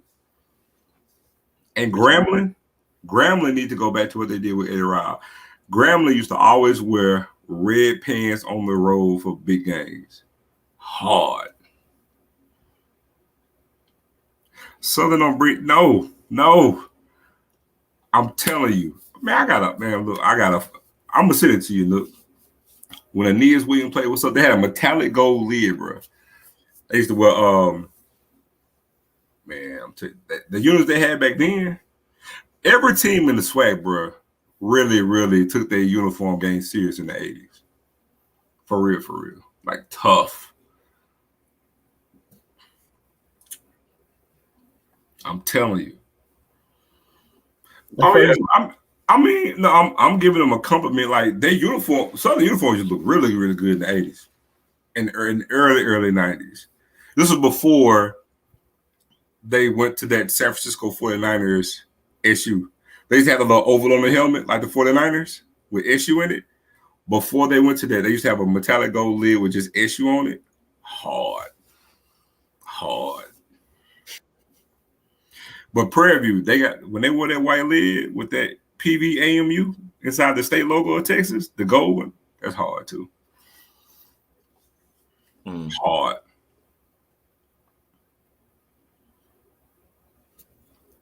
You had that one. Now when it comes to HBCU ball, like back in the day, uniform, the gold standard was Grambling and Fam. They were the ones who always had a bunch of uniforms, even back in the 80s. When Famous had that all orange on, all orange. Yeah, it was hard. I highly doubt it. I highly doubt it. It was hard, man. I'm telling you. It was hard. Oh, they wear black to the blue blouse. You see it? I mean, they can pull off all black because they got contrasting colors. We ain't wearing no black. I really don't want. Can't drop the link, y'all. Come on up, y'all got something to say, man. Come on, it's open mic Friday. Some questions. Open mic Friday at the cafe. Man, look, BCU. I don't know what happened. The uniform. No. Bethune-Cookman was kicking everybody's tail in uniform. Mm-hmm. I don't know what happened the past 2 years. I don't know what happened. But when they got that throwback Wildcat uniform they had with that all gold. Matter of fact, Bethune-Cookman got that matted maroon lid with that oversized Wildcat logo with the gold face mask and the all gold uni, and they had the gold spats. Hard. And they got their retro with the Wildcat. Oh man, I'm telling you. Yeah, but they was beating everybody down for a minute. This dude here. Man. Yeah, man. I'm gonna tell Hakeem, bro. I'm like, dude, y'all need to go back to them Jerry Rice uniforms right now. They're kind of trying to implement it a little bit because they got their red helmet. And let me just say this. Valley to up the uniform game up because that red helmet go hard. That red lid look good. I gotta give them that. And the look they had when they played us, the green lid with the white jersey with the red pants. I just hate that ugly logo they got right now. You was talking about that greater head. It was all right. I hate their logo though. That logo is trash. It is. It's trash. Trash. Shaheen, come on up, man. What's going on? How long is that hell? Can y'all hear me tonight? Oh man, you got some good internet tonight, brother. What's up, Shaheen? Good. Hey man, I'm kind of catching up on things, man. Did Dallas Daniel or Ari Miller or Isaiah Bowden get in there today? Nah, but they weren't projected to. Everybody pretty much start rolling tomorrow. Hey man, I'm ready. I'm ready to scream D I love JSU, man. We need more of us in there, Yeah, man. We expecting to do something tomorrow. Like I said, we looking to get about 3 guys drafted from JSU. I'm hoping for a 4th and possibly a undrafted free agent. So a total of 5 players doing some things. But I'm hoping we can get 3 players drafted. It's a tall order, but if I'm not mistaken, it's majority of black people that's in the NFL, right? For sure. Because I'm thinking if it's majority of us in there, then why shouldn't they just take more of us from the HBCU? It only makes sense. I'm sorry, it shouldn't have stopped back in the day. It should have always continued on. I mean, because when I look at the SWAC, and then I look at the Conference USA or SEC or ACC, when I'm looking at defensive linemen, offensive linemen, I see a small comparison, but I also see more technique. As far as 1 second, brother. Mute your if you got YouTube in the background, either muted or whatnot for us. Can you hear me? Yeah, we hear you now. You had an echo in the background. Okay, so basically, yeah. So I'm noticing there's a difference of technique that at the SEC don't have that the SWAC have. So now that I'm starting to get really acquainted with HBCUs, it's just something that I'm kind of just doing my own research about that I really appreciate, I mean, well, it's a lot of different parameters into that as to, why that shift really happened. But, I mean, we can actually get back to it. I mean, even being on the FCS level like we are, it's not far-fetched for us to upgrade the talent. And, again, we don't have to, get the same number of players that you're talking about from a Power 5. It would be nice. But you don't have to. I mean, if you could do solid numbers where you're getting, again, a consistent 2 to 3 players drafted from one school every year, there are quite a few FBS programs that's not doing that. You weren't here earlier, but I gave the example. Like right now, we're projected to possibly have 3 players drafted, in this draft. If that happens, I mean, how many FBS programs that you can think of right now that are going to have 3 or more players drafted in this draft? It's not a high number. It's going to be pretty slim, but it's not slim. I mean, I can tell you right now, LSU, Georgia, Alabama, Tennessee. Oh, you said FBS. Okay. No, I'm just saying, period. Yeah. FBS schools. I would venture to say it's probably going to be about 12 to 14 schools that's going to have 3 or more players drafted in the draft. Well, if you add Jackson to that number, even if it's a total of 20 and you're one in that 20, that's a high percentage. It makes sense. Do you see what I'm saying? Yeah, it does make sense. If you can consistently get 2 players drafted every year, that's outstanding.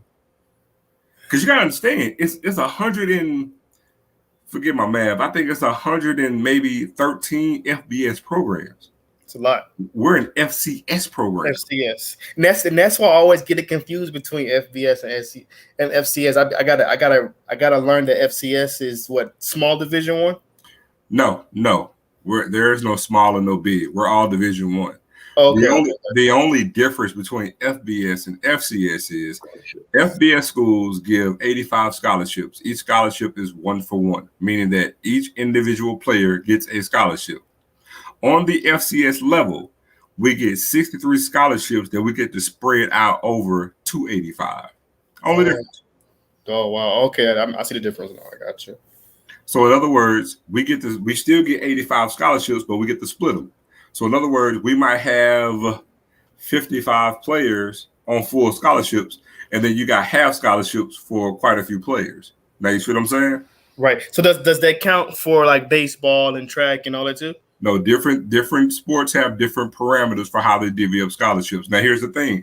That only applies to football because we're D1 in everything else. So in basketball, there's no difference from an athletic standpoint from Jackson State to Alabama or Jackson State and UConn. Gotcha. They're D1. That makes sense. Okay. In baseball, they're D1. It's D1.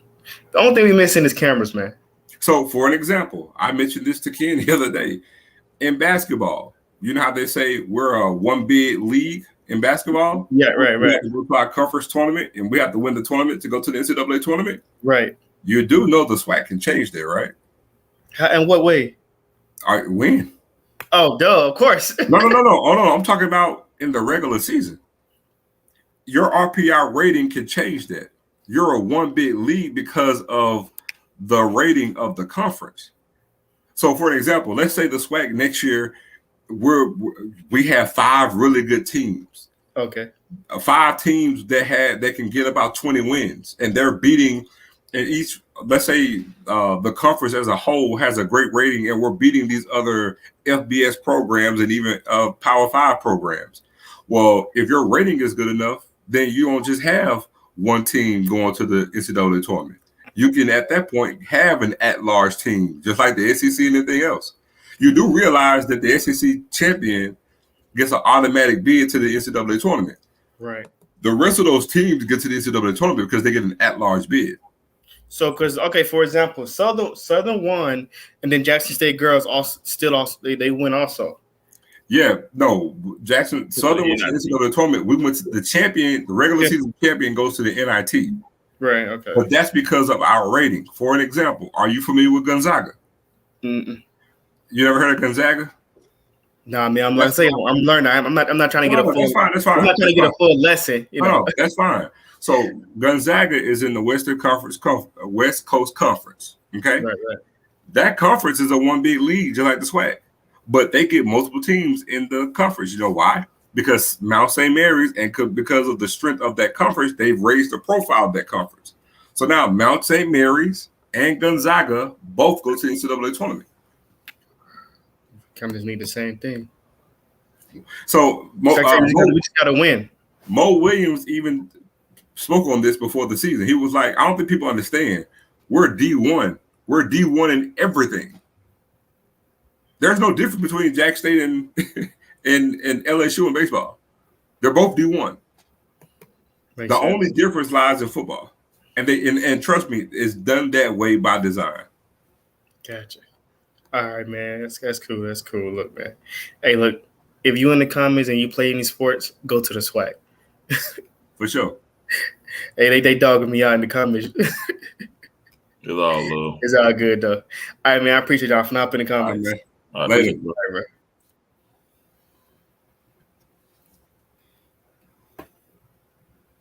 Well, big up my man for coming on. Y'all done it again, man. We might get somebody else pop up, Nook. All right. Hey, man, I hope, man, what number you got on? At 33? Peanut Tillman, man. Oh, man, Peanut Punch.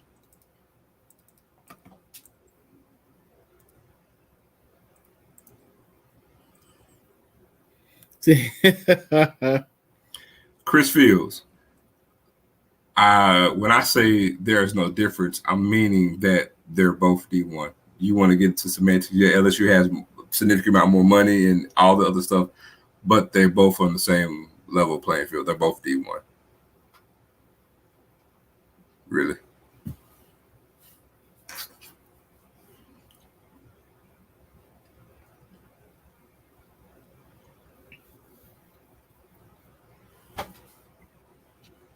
Good. What's good? The point I'm getting at is that we're D1. We're not D2. We're D1 just like they are. C. Lee. My OG, C. Lee.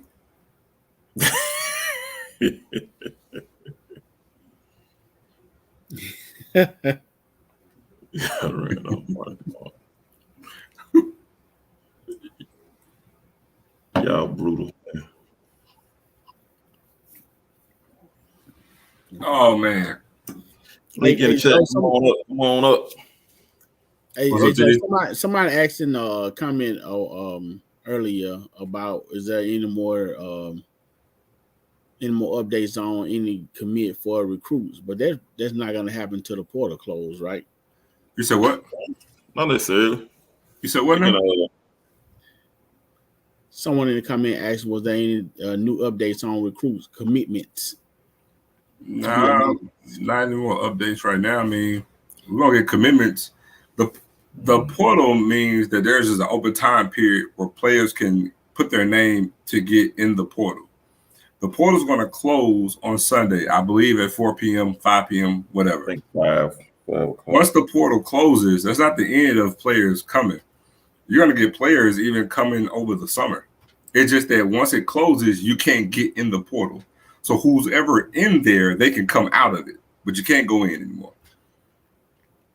But no, there aren't any updates. We can get commitments tomorrow, Sunday, Monday, next Saturday afternoon.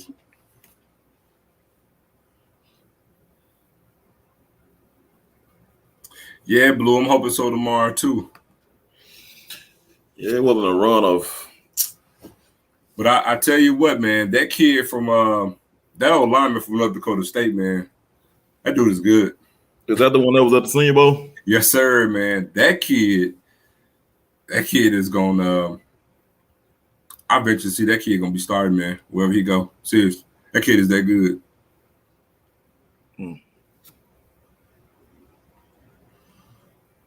Everybody doesn't hate the air raid. I like the air raid. I like it.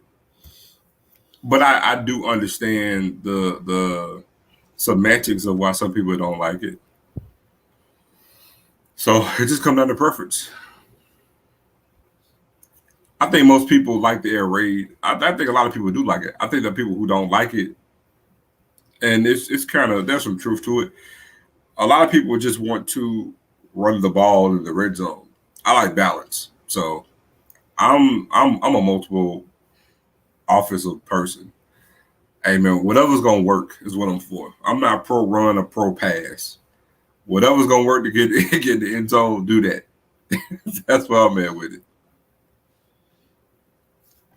Well, I mean, I do have an issue with getting the ball down to the 1 yard line and passing it, man. Especially when you ran the ball down there for the most part. So I'm not sure if I'm big on the air raid. I'm not against passing in the red zone. It just depends on what you're passing. Right. I mean, because here's the thing. Okay, what if you get down there and you run the ball 4 times and you don't score? Are you complaining that you run the ball? It didn't get no. I mean, some passes are good, but you know what I'm saying. If you run it down there, you should at least try the first, second down to get in, especially if you're on like the 2-yard line, 3-yard line. Here's my thing to that though. I'm not disagreeing with you, right? But like for example, when we ran when we had the air raid, let's say under Casey, right? People were like, oh my God, you got in the red zone. Why don't you run the ball? And I'm like, that's kind of crazy because it's not a running offense. They're gonna throw the ball. That's like you're asking to do something that the offense that they don't do. So I get it in that regard. But again, I'm for running the ball too. But my thing is, I like it both ways. Why run if you're not trying to call a running play that's gonna work? I don't like fade routes in the red zone. You the other pass plays you can call. What's up, Ram? What's up going on, Mr. Poker Nose? What's happening, y'all? What's up, Joe? What's up, Ram? Man?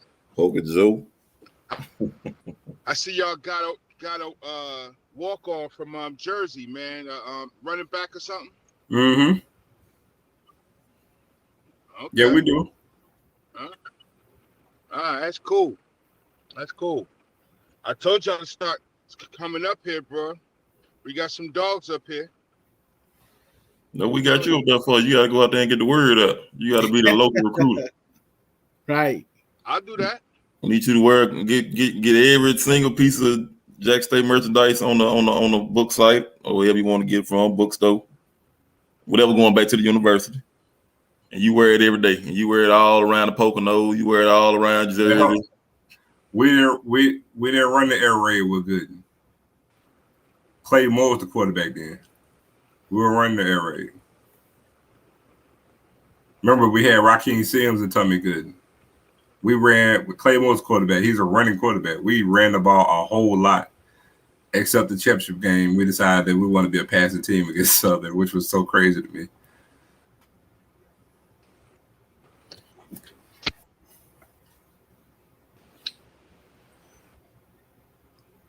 This is the best audio Randy ever had.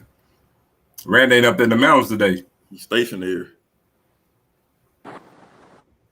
Oh, there you go. There you go.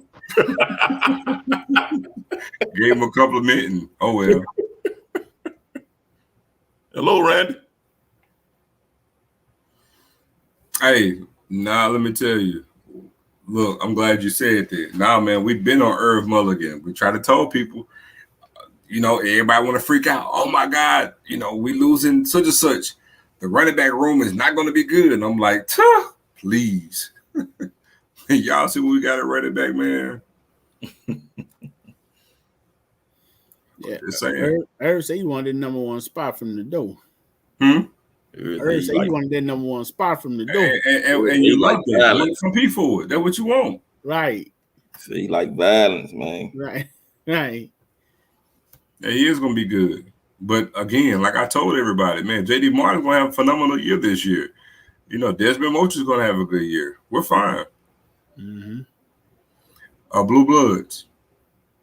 You sure? Blue, you sure? What up, gents? They go the man with the plan. Irv is going to ball. JD going to ball and Dez going to ball too.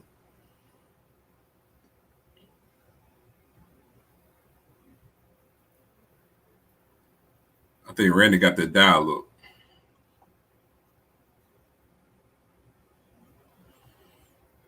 I haven't forgot about Ahmad. I have not forgot about Ahmad. Yes, we're keeping the chrome lids.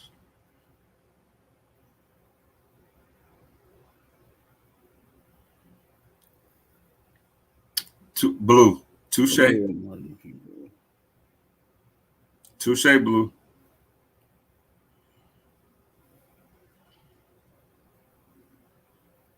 But yeah, y'all gonna love this team though. Y'all are gonna love this team.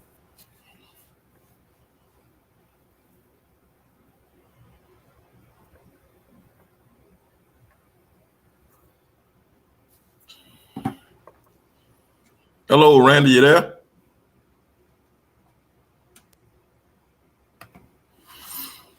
Yeah, okay. Yeah, hold on, man.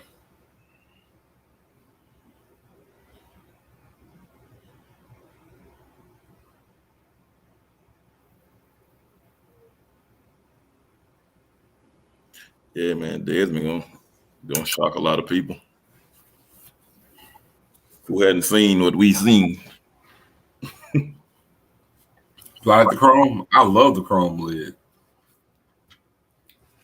I love the chrome lid. You know, I'm fine with the tiger stripe. I just hate the J I believe on the other side of it. You know, pop back up. Rand. You There you go. I hear you now. All right. Listen, let me ask y'all a question. Shoot. Do y'all think that you all are more talented this year than you were last year? Be honest. I'm gonna be honest.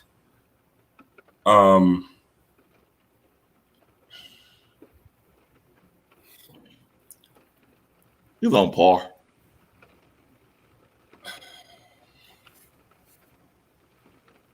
I think just I'm gonna say no. I'm gonna say no because I'm gonna say it's on par, but the reason just follow me on this. Mm-hmm. It's on par because we're deeper in other groups that we weren't last year. That's about but the only reason why I'm going to say no, I feel like we're equal to what we have from top to bottom of the whole entire roster. Mm-hmm. But the only reason I'm going to say no is because we don't have a unicorn. Okay. Yeah.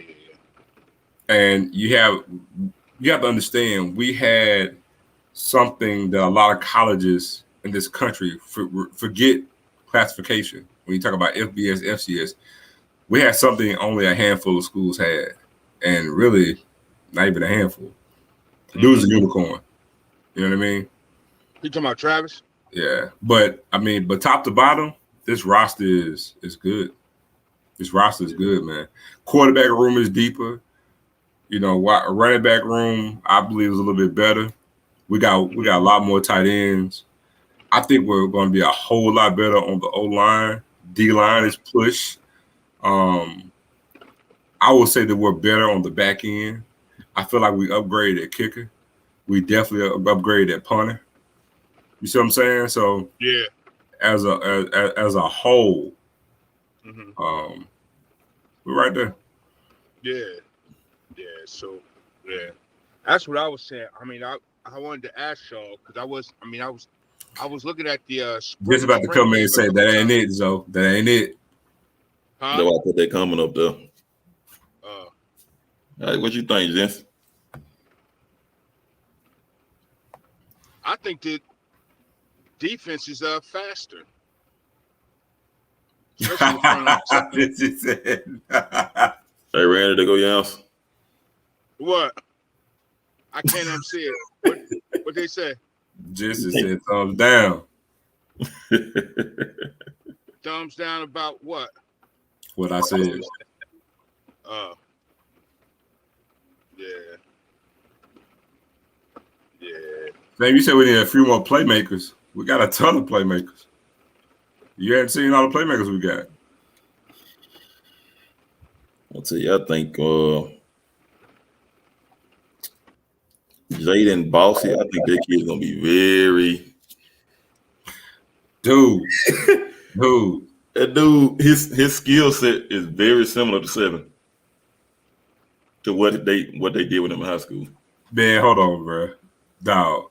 Bruce, you get out of here, man. You get out of pocket, Bruce. What you say?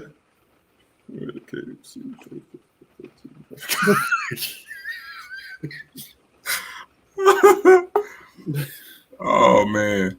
Who was that? Bruce. All right, whatever. Golly. Bro, what's happening? What's up, fellas? Yeah, pop back on this thing. What's popping? Oh man, I'm all done now, boy. I'm ginger aled out. I can tell. What up, family? Happy birthday, brother. What's up, baby? Oh man, it's all good, man. I didn't know if y'all was still on. My phone had died, bro. I just I'm done now though. Head to the crib. What's up, everybody? I just wanted to come on and say, man, appreciate the donations, man. I really do. I ain't mean to thank y'all, man. I had so what happened was this was last minute. I had a surprise birthday party, man, like get together, man. I went to my partner's house out here, bro, and next thing you know, you're like, oh man, we getting together, bro. Got some folks coming by, and man, I see birthday cake and all kind of shit. I say, man, who birthday is? They were like, oh, it's yours, dog. I was like, oh man, almost choked me up, man. I said, man, that caught me off guard with that one. That's dope. That's dope, man. Had a good time though. Cool. That's cool. Yeah, man. That's what's up, bro. Yeah, man. Happy I'm just, birthday, brother. oh man, appreciate you, bro. Appreciate you, man. We'll be back on. I'm gonna definitely be on tomorrow for the draft, man. Cause we definitely gonna have. I think all our Tigers gonna go on. Gonna get drafted tomorrow.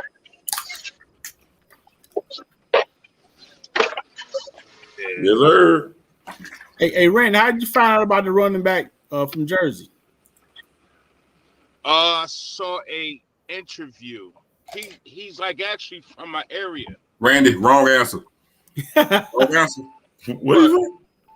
Wrong, What's your name? Interviewed him. wrong answer. You're supposed to say you saw some content with him on it. Yeah, I'm sorry. Content. Yeah. I saw some content with him on it. I saw some Jackson State content with that running back on it. Yeah. I run a little recreation center, not run it, but I do programs in it. And I was asking the kids about him. They knew him, but I didn't know him. What they tell you? They said he was nice. He was nice. I told you what you need to do. You got to recruit that area for say what's on the budget. All right, man. You give me some. Hey, listen, man. We ain't giving nothing now. Don't say give. I'm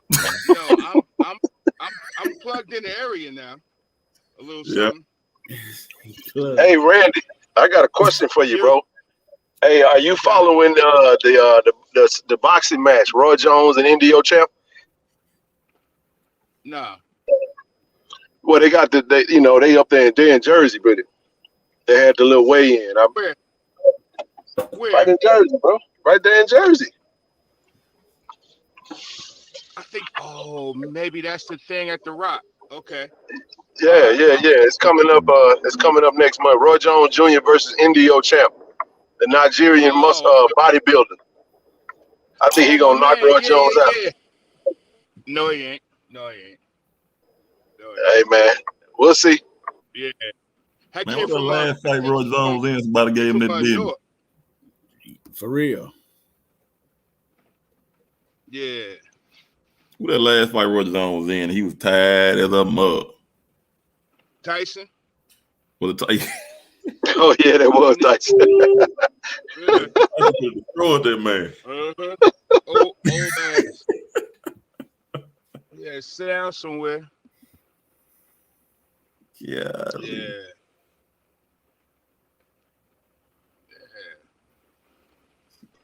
Appreciate the birthday wishes, man. Thank you. Yeah, man. Sure. Happy early birthday, my boy. That boy gonna turn 48 tomorrow. 41. Shit, ain't no 48. You gave me 7. Boy, you gave me a whole 7 of them, dog. Don't do that to me.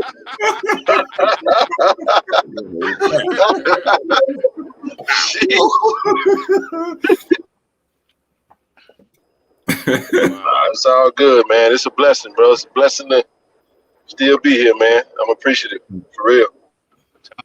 Telling you, bro. Didn't have to be this way. No doubt, man. Yeah. Man, the Lakers whooping them boys. Where all them Memphis Grizzlies fans at? They ain't saying nothing tonight. They getting the royal butt kicking. Oh, they got 31? Yeah, they destroying them, bro. They destroying them. Man, AR-15, Kobe of the Ozarks doing hair. You said what? You're closing them out, right?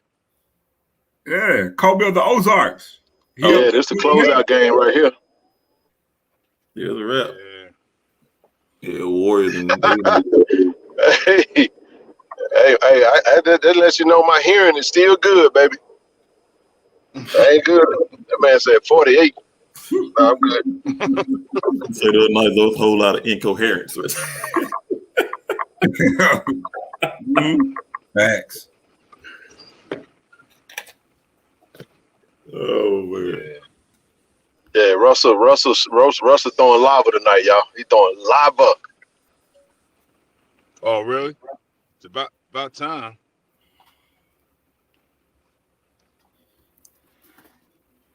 Yeah. That's a nice NBA shoe. And Ken, did you see that Magic Johnson move that Reeves made when he went to the hole? You ain't gotta go back and watch it, man. It was deep.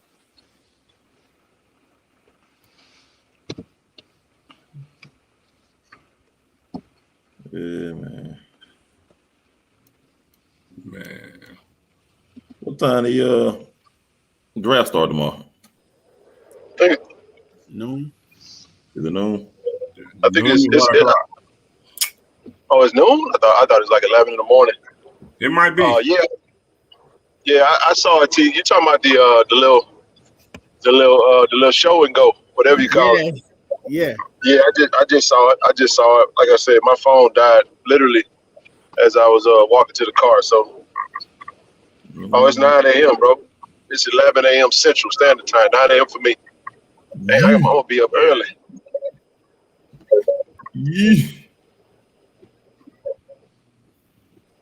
So where y'all think everybody going? No, but it's I think Zoe said it. What does Zoe say? Fourth round Aubrey, 5th round Zay, 6th round Nugget, 7th round Dallas. That's pretty good. That's pretty good. I don't know if I would. I don't know. Well, I'll stick with what Zoe said. Okay. I think Zay could possibly go 4th. I think Zay could go 4th along with Aubrey, actually.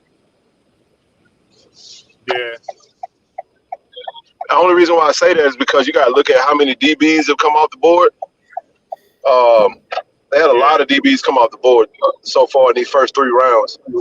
Oh, Kyrie was at the game tonight, huh? Yeah, Bron out there recruiting. Yeah, he recruiting. Kyrie gonna be in LA next year. Yeah, he going. He better. I mean, Bron gonna tell him, look, man, I'm only gonna be here 1 more year, and then when Bronny come, I'm leaving to go play with my son, and then you can stay here with AD. And they already got a good team, but that'll give Kyrie and LeBron 1 year together.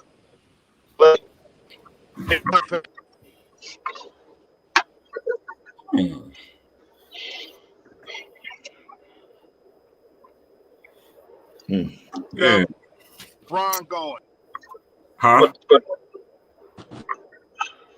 Bron gonna play 2 more seasons, man. He gonna play next year, and then he gonna play 1 season with Bronny. LA. And then he out of here. Where you think? At least that's the plan. Well, he'll play in LA. He'll play in LA next year. And then he only got 1 year with a player option, and he can just opt out, become a free agent in 2025. The Warriors lost tonight. Oh yeah, they did. Game 7 going back to Sacramento, though. That's gonna be interesting. 1-1. Yeah. I'm rooting for the Kings, man. No, I want to see Steph move on. His name is Dejon Warren. Dejon Warriors gonna blow and Bibiana, and who was the other name? What the other name was in the chat cutting up tonight, asking Nook to take his hat off and stuff. What other one there? Let me see if I can find it. Oh my god! You gonna pop up back up as soon as you say it, so. Who else in there cutting up? Viviana and somebody else. I think it was Jazz. Yeah, Miss Jazz to you. Yeah, somebody. And straight cutting up. Look, know who it is. Look out. I don't know. You know who it was? He took the hat all the way off, Zoe. I swear I don't know. All the way off. You know what I'm talking about? I know the name. Hey, look, TD. That damn hat ain't been back on. That's a good one, Zoe. Hey, hot in here, bro. I got the air out. It's gonna be hot when he at home, like his AC don't work. That's a good one. Dang. Got you, bro. You know. That dog Moses, boy. She just gave me a compliment. She said, I don't need my head. Yeah, leave, man. Y'all squeaky. No, dog, you good, man.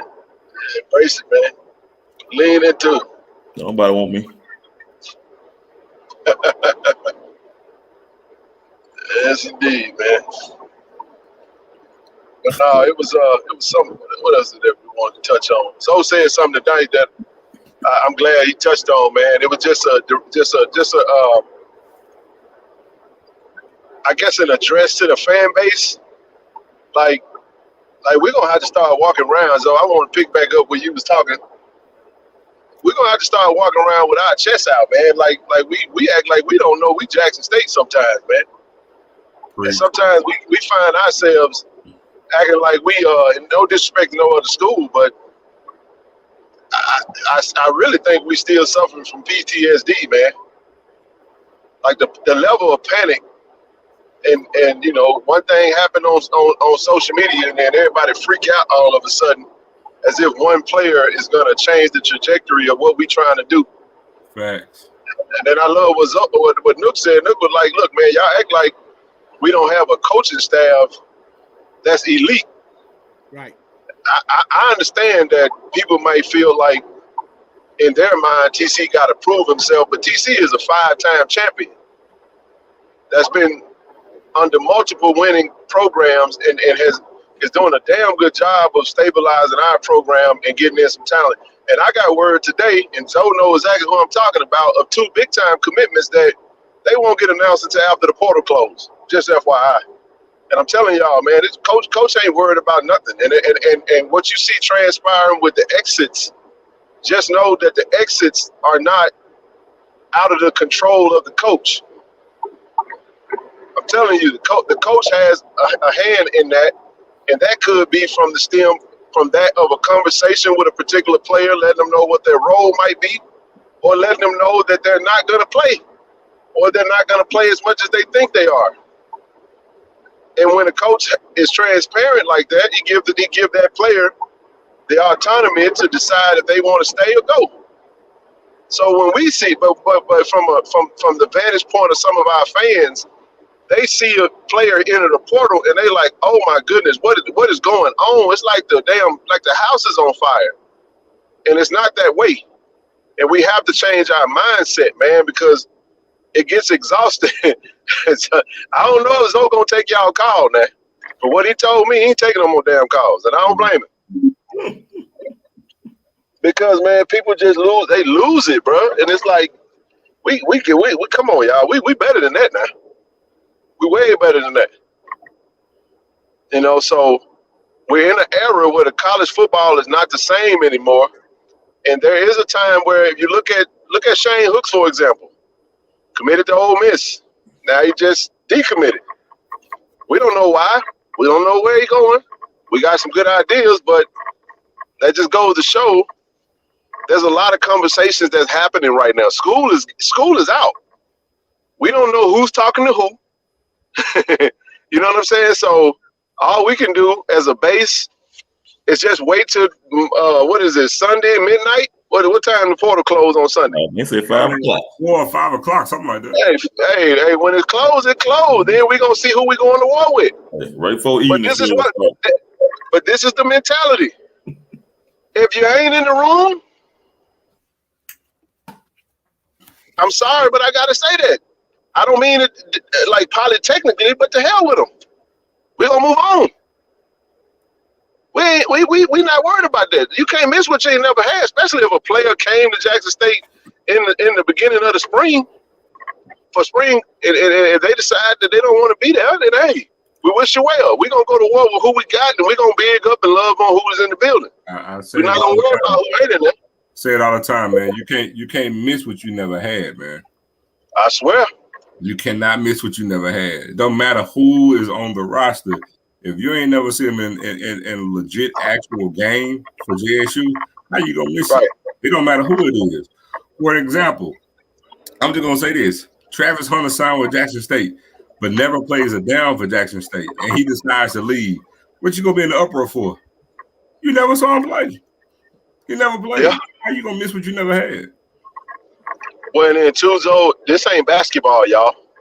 This is football. The reason why I say that is because football is the ultimate team sport. Team game. That's right.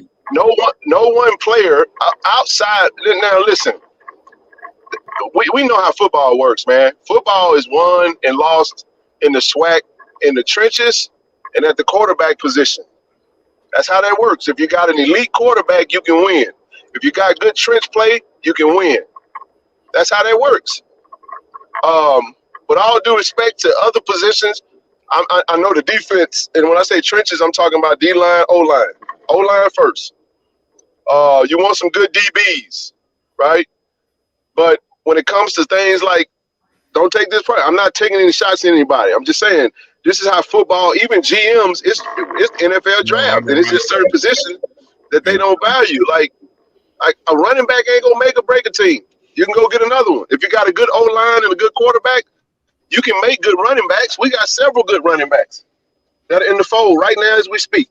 Wide receiver, they come a dime a dozen.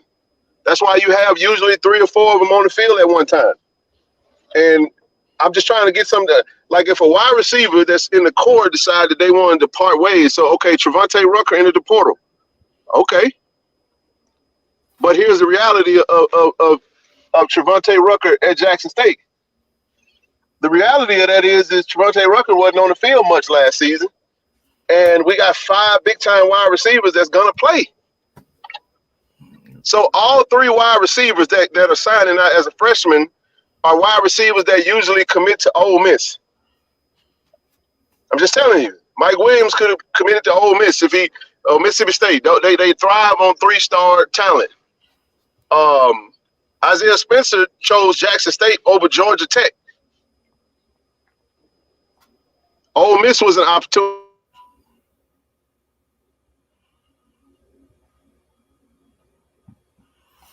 Yeah, man.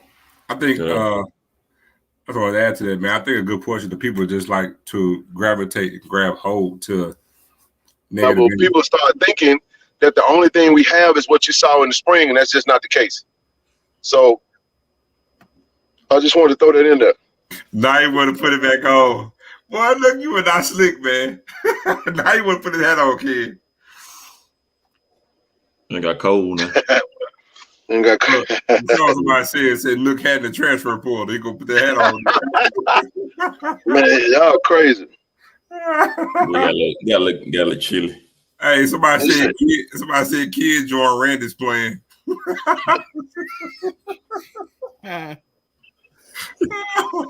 No, what happened is Ken is driving. I just made it home. Randy was too. Yeah, that's all it is. You'll be all right. You heard what I said, didn't you? No, you didn't. Cut out, bro. Look, barely. Oh yeah, it's all good. I'm driving. I'm actually. Hey, the crazy part is I'm driving through the mountains too. You really is. But I ain't in Boulder. Nah, you ain't a Rocky Mountain Tiger yet. Yeah, you ain't in Boulder, but you ride around a big ass boulder. Yeah, man, I'm in the mountains, man. I don't even know what you call these. Call them the Cucamonga Mountains. That's where the cougars be. I don't know about no cougar. Yeah, the Cougar Mountain, Cucamonga Mountain, whatever you call it. That's a good one, though. Said Ken join Randy's playing. Hey man, I'm home. I'm home now. I'm about to walk in and I'll jump on the computer. His phone probably gonna die anyway, so it's all good.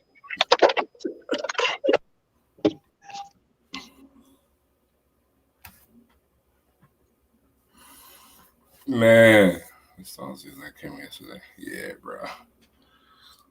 But you want to address some Jazz? I saw something about Stud Steele. Stud Steele was he was there. She said something about December. Yeah, Stud Steele was there. Stud Steele was there the entire spring.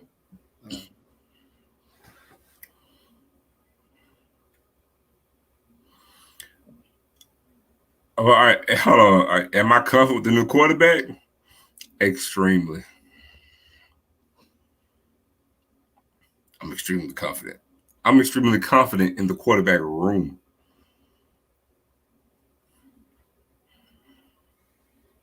Mm-hmm. I second it. Yep.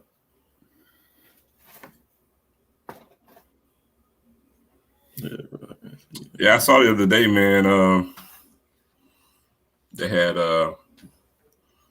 they're shooting up there in Colorado. They're like Soldier Boy. What was a Soldier Boy shooting? Hey man, I started to ask, man, did everybody feel safe on campus? That's the first one this month, right? First one this month. This month, okay, I got you. I was going to ask if everybody felt safe on campus. They feel like their life was in danger. Yeah, that's the first one this month. We'll see what what May holds. Well, they got a shooting every other month. Yeah, so we might not get one in May. June. Definitely June. Hey, LaDon, that's why I love you. So let them know. That's Zoe. I am a boy, Damon.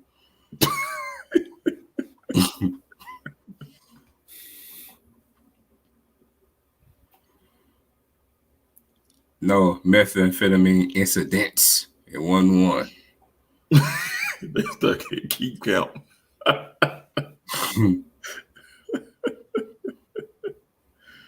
I'm keeping count, baby. There's one. May might be a little smooth. Might get a little campus burglary or something. If it one more out there too. You know, everybody go crazy when they start to get hot, man. Get hot, don't it? Mm-hmm.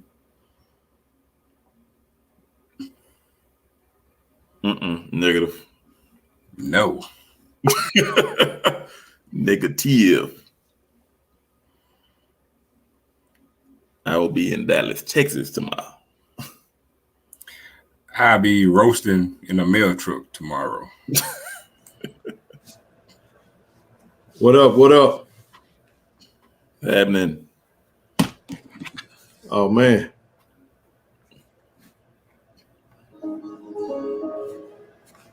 How my signal now? 100. But no, man, like I was saying, somebody said post prime.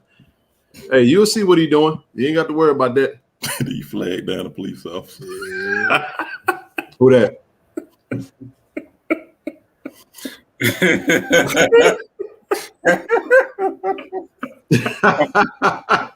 Boy, y'all ruthless, boy. Oh my God, man.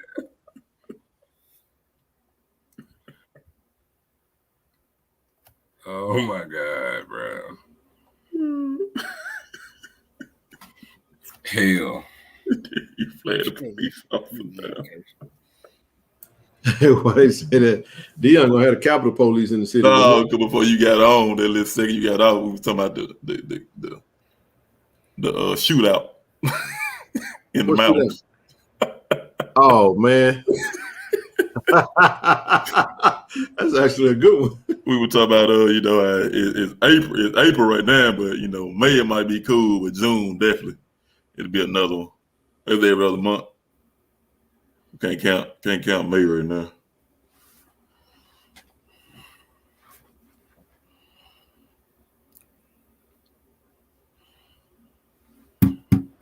Man, the Lakers absolutely destroying these boys, though. That's your birthday present. Yeah, when you snatch them by the heart. Man, Ja Morant got 10 points. It's 103-69. No, I live in Shreveport, but I'll be in Dallas. I'm in Dallas every other day. Hey, look here real quick, man. I'm actually so I know we put up the track student athletes. We'll be at the track meet. Track meet starts Thursday next week. We're gonna get there Friday. So I'm a robot. I'm gonna go ahead. But check this out, y'all. Make sure y'all go to Tiger Talk with the 1400 Club, man, because Zoe and I are going to be doing an interview with Coach Thorne on Monday. This next week on Monday, Zoe and I will be interviewing Coach Thorne. Marcus Tarante and I will be in Houston on Friday. We'll do the second day, and then we'll do the finals on Saturday. And we'll try to get you as much content as possible on the channel. So be on the lookout for that.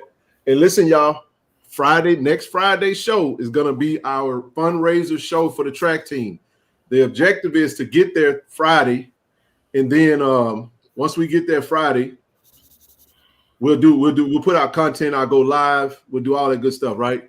And then at night when we come back on, that's when we're going to basically roll out the initiative. We're going to ask everybody to put in, throw whatever you can in the pot. Whatever we collect, we're going to donate that to the track team. That's what we're doing. I was going to add too, since you mentioned it, I totally forgot. I'm going to roll by the yard tomorrow so I can get everybody an update on the progress with the new track that's being done. Yeah, it actually started yesterday. Yep. Started on yesterday. Zoe gonna track that. Hey, Zoe, did you break the big news for him, man? You ain't told him about what you got coming up with the big time reporter and all that good stuff. I did. You want to share that, or you want to wait? No, I'll share it. It's not a problem. So I got contacted yesterday and have a reporter that's doing an article on Coach Prime with the Washington Post. And he's flying in here on Tuesday night, and I'll be posted up with him all day Wednesday. He's going to do an interview. Big time. With the Washington Post on Wednesday. Hey, man. Next time, tell them that they need to fly you to Washington to sit down in the office and spend the day, all expense paid. We're going to get there, though. We're going to get there. But no, that's big time, bro. When you told me, I was like, man, that's huge, bro. Proud of you, man. Do your thing. You're going to spend the day. And this is the beauty of that. The beauty of it is one thing y'all can know for sure. Remember we talked about controlling your own narrative? You know for sure that if Zoe sit down with this reporter, that everything going to be factually correct. Everything is going to be in order. Everything is going to be representative of the university in a major way. So that's huge, man. Congrats on that, bro. Keep doing it big. It's gonna be a lot more coming down the pipe with that. We're gonna try to pull. Y'all saw Austin and was dropping them historical nuggets on the page yesterday, man. I know draft day started yesterday, so they was putting a lot of stuff on there for that. But that was pretty dope. But good stuff, man. You see this? No, sir. I'm on the cover for JSU. Yeah, I ain't you. Yeah, that. He already know that. You should have saved your stroke keys on that one. I'm on. Look, I'm like Pimp C. Thank you, Karen. I'm on top of the covers for JSU, dog. Hey, I know that's right. Listen, I'm on top of the covers. Hey, it's Friday night. I don't know how many of y'all got paid. I don't usually do this, but you see the Cash App, you see the PayPal, you see the Zelle. It's midnight somewhere. I already shot you out. Hey, the initiative tonight and tomorrow is king. Go hook your boy up so I can turn around and be a blessing to somebody else. Send me something. Put something on it. Now, I ain't going to get on Facebook and be like, drop my Cash App and all that. But since you're sitting here watching and y'all know how we get down, feel free to send your boy something, man. I told y'all what I did for myself, man. I bought a 3-year gym membership from Goals. That's my birthday gift to myself. Tarante, I'm coming for you, bro. I'm coming for him, y'all. He sent me a damn picture of his snack. He eating healthy, eating peppers and carrots and broccoli. What that is, cheesecake? Oh, yeah. He ain't gonna win. Zoe going backwards. Now, I ain't gonna lie to you, Zoe. Tonight was brutal, bro. That's why I said I moved my training session to Monday because I knew it, bro. But tonight, man, I ate bad, y'all. I ate, man. They had ribs, they had chicken, they had potato salad, they had a pot of beans and cornbread and cake, and and I was drinking that Conjure ginger ale. Hey, bro. Hey, I don't know if y'all had that Conjure. I've had it before. Hey, tell Luda we looking for a channel sponsor. I love to put a bottle of Conjure on the screen and tell y'all this stream is sponsored by Conjure. Matter of fact, if anybody got any whatchamacallit, oh man, somebody sent me $41 for my 41 birthday. See, I got love for you. Send me 41 if you got it. But no, man, all I'm gonna do, man, I'm trying to buy a camera. That's what I'm trying to do. I really am. I turned 45 in December.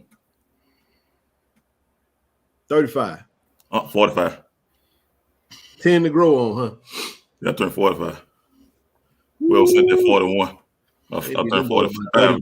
They done whoop them boys into humility. I'm sure I'll get all the info when we sit down. But I'm telling you, it's smooth. Zoe, I'm gonna get you a bottle of Conjure, bro. I trust me. You got your bottle? No, I don't have some. I've had Conjure before. Okay, I was saying you had any TD. You had some Conjure? No. We go, Mark. You had some Conjure? You know, I ain't had that though. Man, we might sip on that. Y'all do know we Blaxicans, right? We're gonna be Blaxicans next weekend. Y'all know we're gonna be in Texas during Cinco de Mayo. Mm-hmm. So when I come on the screen and I go, yeah. Whatever, just roll with me. Big ass sombrero on. Hey, I want to do like Zoe. Zoe, what? Didn't you get that big ass margarita? Oh my Lord! It was two, man, Zoe got a margarita the size of a skillet. It was what was that for? That thing was humongous, man. Look, I'm blazing. Hold on. Somebody said, "Wow, black don't crack." You better believe it, though, man. Black we get better with age, baby. You feel me? Yeah, all I got is I got a little gray in my beard, man. That's all I got, a little bit, little something. I ain't even shaved, man. Look, gotta go to work. Look, work.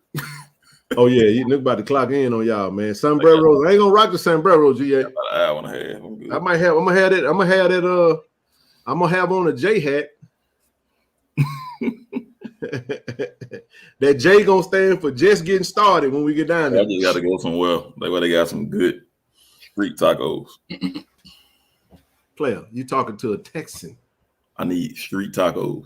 I ain't no street tacos, bro. We're gonna go to Glorious Cantina. Trust me, trust your boy, man. I don't like the word cantina. Trust I don't like the word cantina. Your phone down. All you need to do is trust your boy, man. Just trust your boy, man. I trust you. I got your back, man. I got trouble out there. Boy, you look like Raider. Was it Raiden? The dude off Mortal Kombat? Hey y'all, this what Zoe had on when he look at it. Son of God.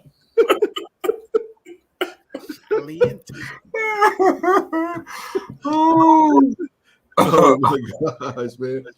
Hey, listen, hey, I'm gonna tell y'all like this right here, man. I done been to Glorious so much. I would go to Glorious in Austin, but they got a Glorious in Houston, they got a Glorious in Dallas, they got a Glorious in San Antonio. Let me tell you something. Do not drink more than 2. Don't drink more than 2. You're here. Listen to me. Listen, they did big. They did big, Mark. The glasses did big. 2. Everybody, listen to me, y'all. Take my hat off. Just your theory. Let me tell you something. You hot, ain't you? No, everybody know my head. I am hot. I'm sweating that thing. That little Nike hat was squeezing my head, man. Hey, prove my theory. Go ahead. I ain't got nothing to do with you because they were talking about your hair. They ain't talking about my. I got the Mr. Planners going on up here, but I'm all good. But listen, everybody that has gone to Glorious with me. Oh man, I'm good, bro. I'm good. I said, do not drink more than 2. I love my brother. Bro, come to Austin, y'all. He drank. He was on the 3rd one. I said, bro, don't do it, man. Please don't do it, bro. He said, bro, I'm good, man. I got this, man. But we got home, man. I'm telling you, it will. Listen to me. He saluted the porcelain god. Man, I'm talking about he was calling Earl all night. He was toe up, man. Listen to me now. If anybody in the chat doesn't been the Glorious now, Edwin will tell you, please to pace yourself. Don't drink more than 2. They are not a joke. It's not a joke. It's not a game. I don't care how hard you drink or how big your tolerance is. You're gonna be over with for the weekend if you drink 3 of them. Okay. I go hard. You won't be. All I'm gonna say is that you will not be available for the championship day if you drink 3 of them things. Over with. It's like the old school call cab, huh? That Wet Willis. Man, you don't get it. Hey, you know what, Jay Shay? You know what? Sometimes you have to let people learn for themselves. I done said it. That was my disclaimer. All I'm gonna tell you is follow my lead. I ain't gonna lead you astray. I can promise you that. I can't.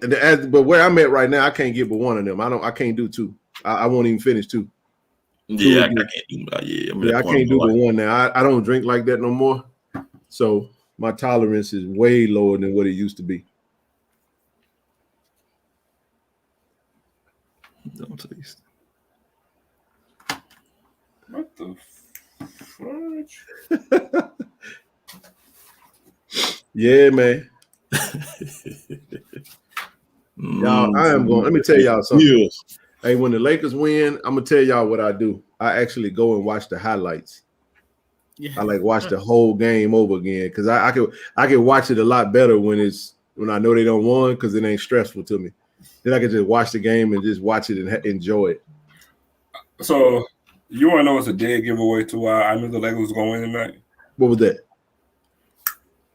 LeBron had a god-awful game the last game. Hey, you learned something about my boy. You done learned something about King James. Look at Ja. That little quote with that little interview with Taylor Rooks ain't looking too good. Talking about he ain't worried about the West. I'm in the West. Yeah, but they talked all year though. Yeah, both benches in now. Oh yeah, I see Mo Bamba. Yeah, with Mo Bamba in the game with 7 minutes ago, you know it's bad. You getting blowed out. Well, I gotta find this crap. I gotta find it. What that? Yeah. What's find it long? TNT. Oh my gosh, bro! It's the score is 112-74. These dudes almost up 40, man. That boy said anything. Henny's so nasty. I don't know why Memphis don't play Big Lofton, bro. I've been said that though. Yeah, you have. Boy, he's an unorthodox Zach Randolph throwback. Yes, he is. Damn. But anyway, somebody said check my app. Which app am I checking? Y'all coming through with them, man. Keep them coming. Keep them coming. Keep them coming. Man. Oh, man, I'm getting some wonderful messages. Y'all, all I want is for my little girls, man, to sing me happy birthday. And man, I'm a happy camper, man. I don't need much. But y'all, I do want y'all to know this though. That we're gonna officially give you your happy birthday on Central Time, brother. Well, no, we're gonna do it tomorrow. I'm gonna y'all do know that, you know, y'all can send 41 tomorrow too if you want to on the actual day. It don't make me no difference. I'm just telling y'all what I'm gonna do with the money.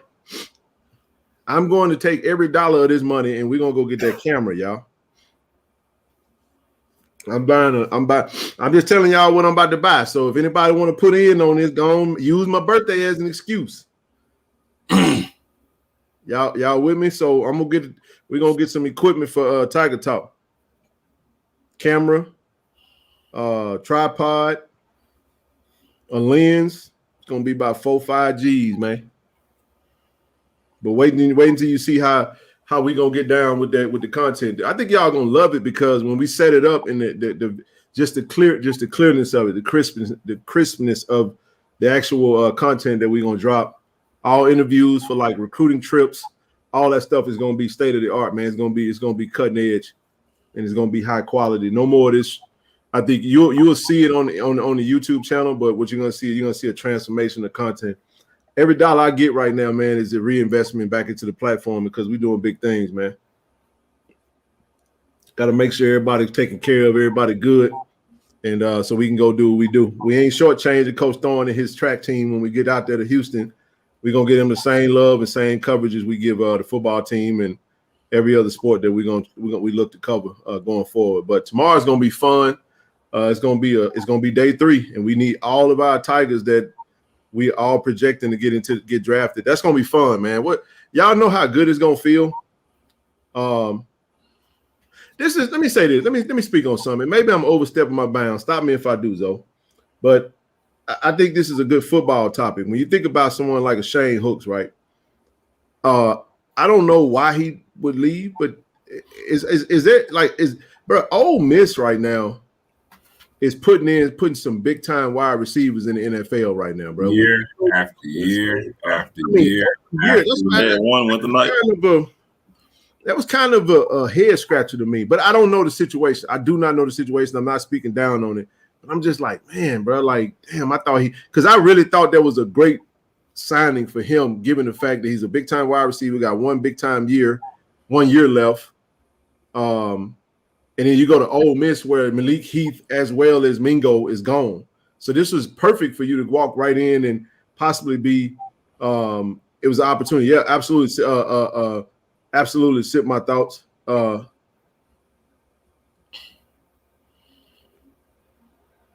understand that. I didn't, and I don't. Now I think we all feel like he's probably going to go to Colorado, possibly. But if he do, like, is that gonna like? I don't know, man. I don't know.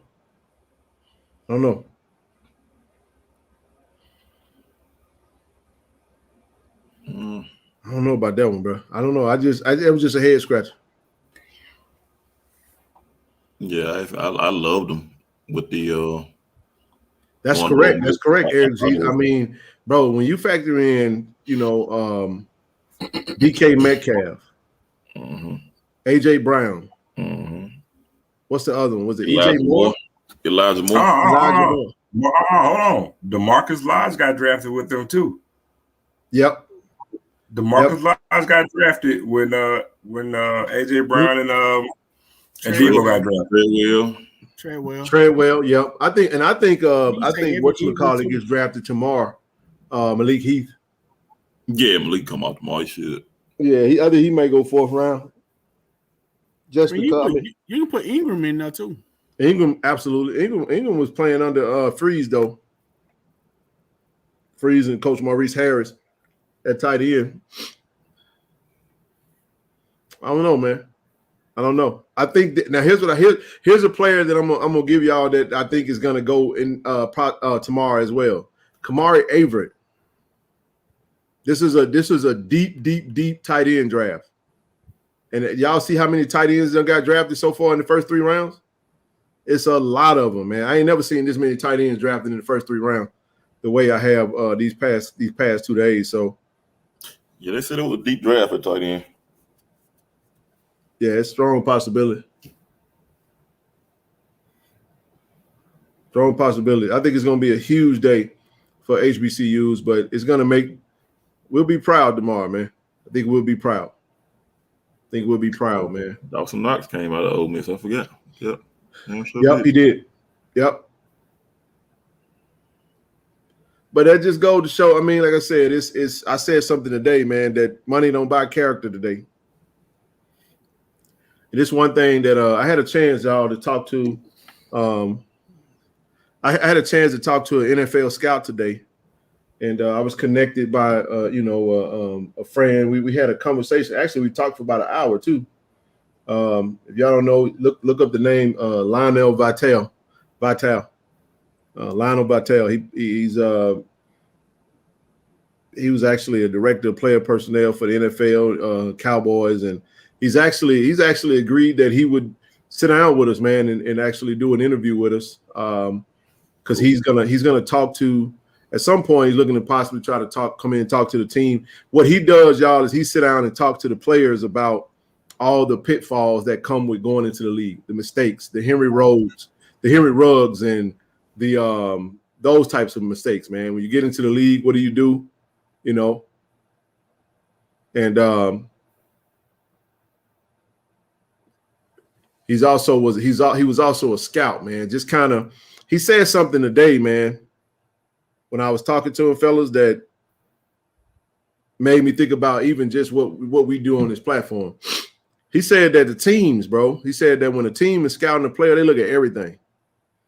They look at all their social media. They look at everything. They go dissect them. So we talking about the stuff that kids can, you know, or student athletes can put out on their pages and stuff, man. Everything goes into consideration of what type of player you're drafting, what type of person you're investing in. And we were just talking about branding, the brand. So, you know, just keep that in mind, man. But no matter what you're doing out here, you always want to keep your brand in mind, because it goes to show, especially when we're out here on the screen, and we try to come to you guys in a manner that's respectful. Oh yeah, Dante Moncrief, man, forgot all about him, man. Javon Williamson, another two. That's dope.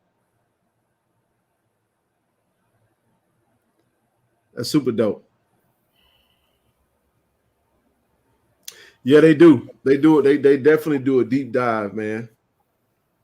And Ken, that's kind of what I meant when we came on screen Wednesday, and I mentioned to the guys that was on Dallas and Aubrey and Nugget.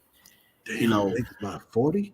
Yeah, that people are always watching. So no matter what content, you know, it is, or how you doing there, who you think is not, you think you're just amongst your friends, people are still watching. That's it. No doubt about it, man. Bro left. Bro, like, I ain't shaking these dude's hand. Man, Lakers beat these dude by 40, bro. Wow. That's impressive. Playing like that. 40 Nuggets, no South. I believe the corporate America is looking at everything these days. Social media. Well, they are. That was one of the things that I thought about just when you think about going public and being out on a public platform with your face and name and all that type of stuff. You know, people can use anything they want to use if they want to move on from you. If you're in a position where you can't support yourself outside your family, man, you definitely outside your role, you want to be careful with that. But I didn't mean to go down that road. But yeah, that was a head scratcher. But we'll see. I think we're gonna see a little bit more movement coming up, man. I think Zoe made a good point earlier. Said these last 48 hours gonna be funny, because you're gonna see some last minute darts and Hail Marys jumping into that portal, man. And hopefully we can survive it. Tomorrow's tomorrow, and then you got Sunday, and then we'll go from there.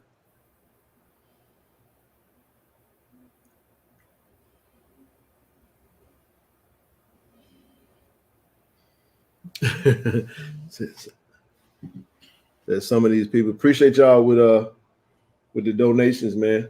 Feel free to keep sending them. Keep them coming. I appreciate you. It's not my birthday just yet, but it's almost there. I'm almost there. I'm already getting birthday texts from folks on the Central Standard Time, because it's April 29th where they at. How is it, Zoe? How is it? I'm 41 where you at, but where I'm at, I'm still 40. Well, actually, technically speaking, you were 41 about 3 hours ago. Yeah, who? I mean, you got overseas too. They're ahead of us. Yeah, you was 40 that one Randy time first. The 41 club.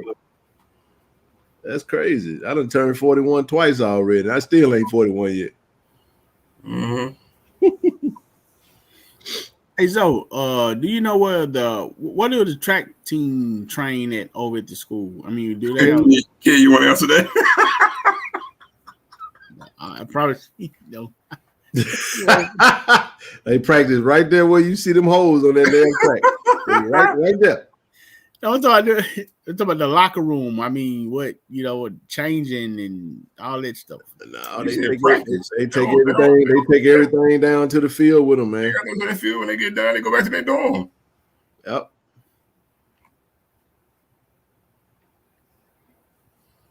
I was 41 in Australia, mate.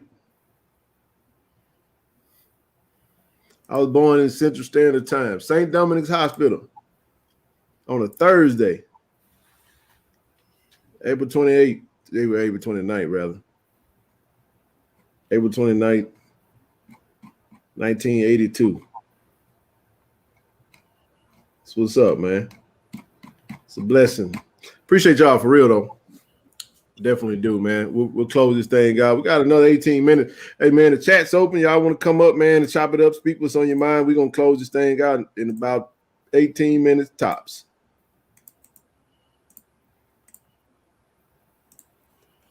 We'll go back through this real quick. We did want to send a shout out to the, like I said, the tennis team, all SWAC postseason awards, all SWAC Richie Gammo. Singles position for second team. And then we had Raul Centenio, all SWAC. Daniela Ramos, all SWAC. And Carlos Castillo.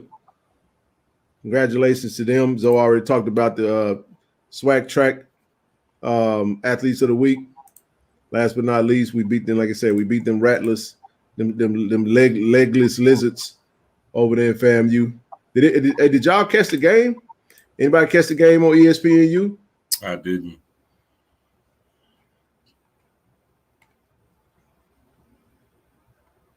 First nationally televised game in program history. That's dope. That's dope. Happy birthday. Appreciate you. I said happy birthday. Thank you. I mean, you did. Yeah, Dylan Brooke did get that 40 he was looking for. He got a 40 piece, all right.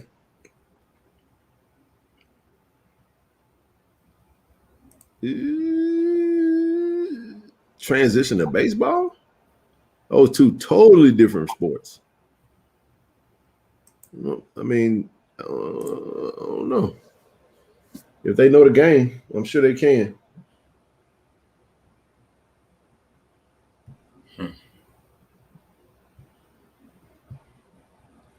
But 9 a.m. for the draft starts in the morning. This is the fun day, man. It's gonna go fast too. Oh my goodness.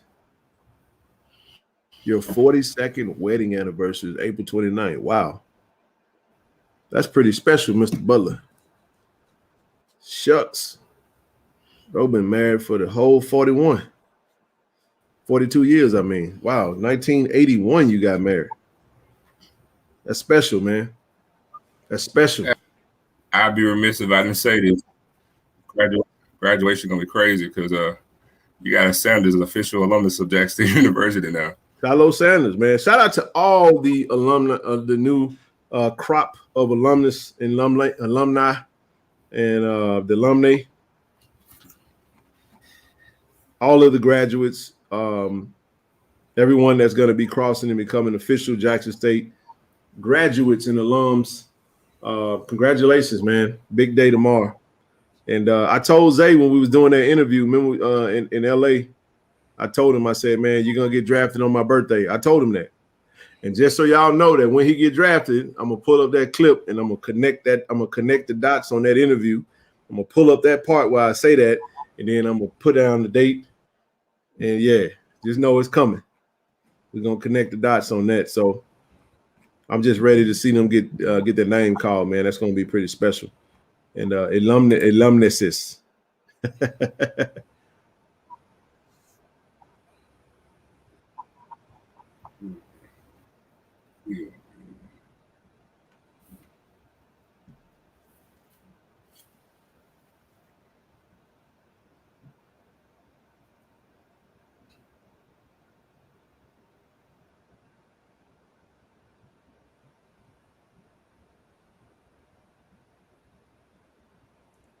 Yeah, y'all coming through with it, man.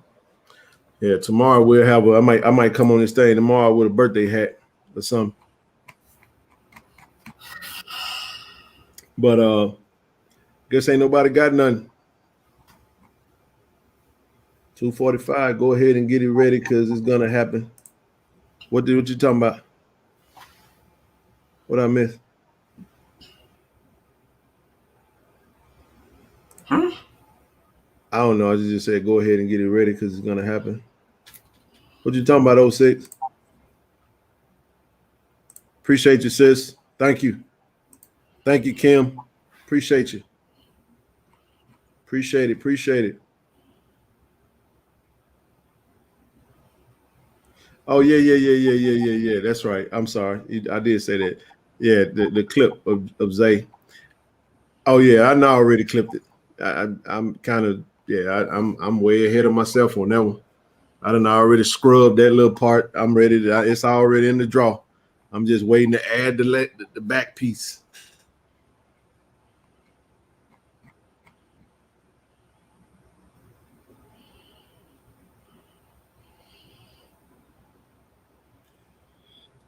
Shane Laquan wasn't like that in the pros. So them ginger ale snuck up. No, I'm good. All I did was had a little sip of that conjure.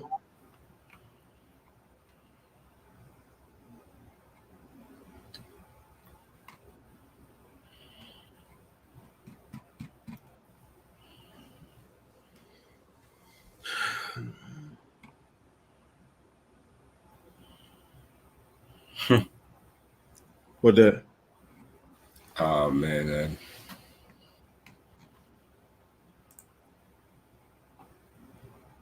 I appreciate y'all, man. Y'all keep them coming on in, man. I'm here. I'm here for you.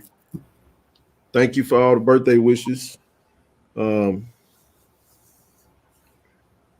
blessed, man. It's been a good birthday so far.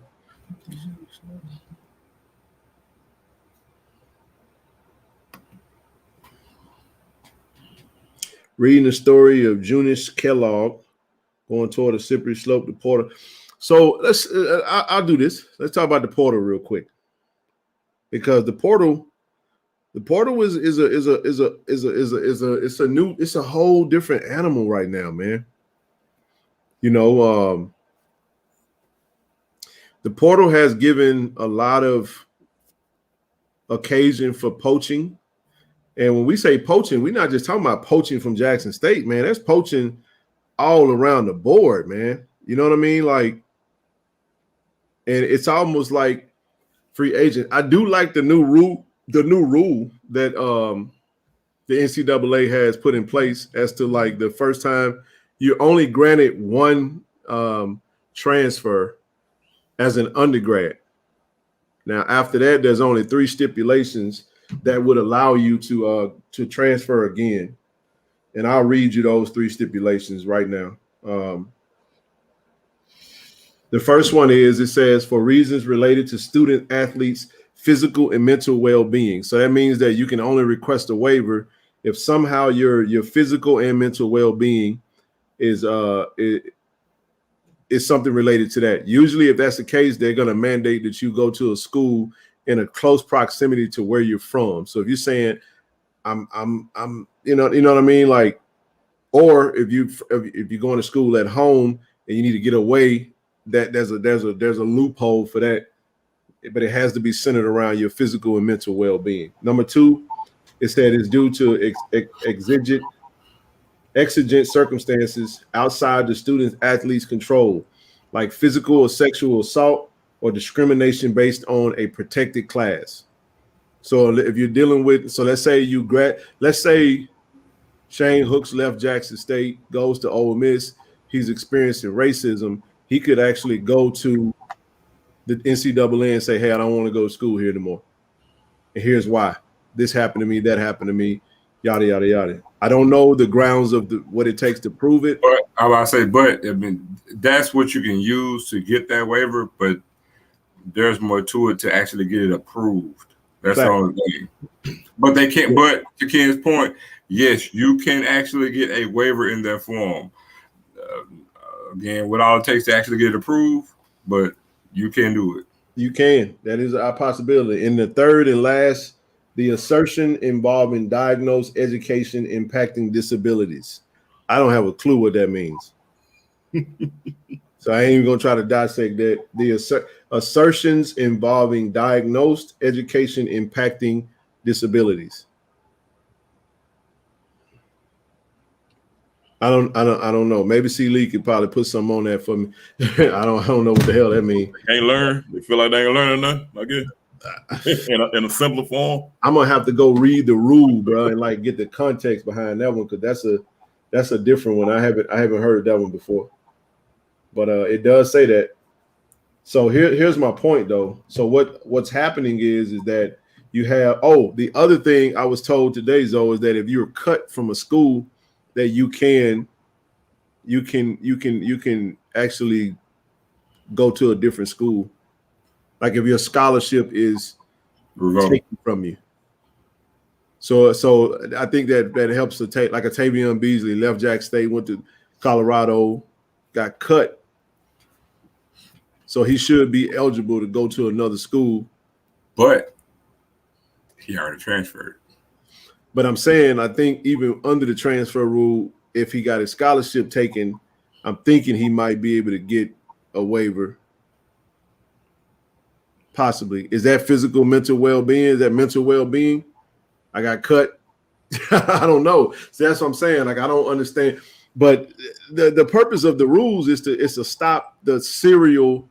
And like in the conversation I had today with Mr. Vitale, 35 years in the NFL, you know what I'm saying, scout. He said they look at that type of stuff. If a player is transferred 3, 4, 5 times, 3, 4 times, they're going to look at that.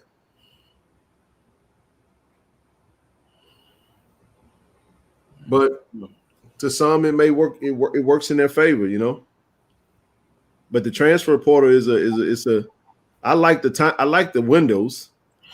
I don't like this portal opening up right after spring bullshit, though. I would rather they open it up. I don't know. You know what they ought to do, Zoe? They ought to open the portal up right before the damn first football game. Like open it up in the middle of August, like after the semester done started. So that way you can enter the portal, but you ain't gonna be able to play.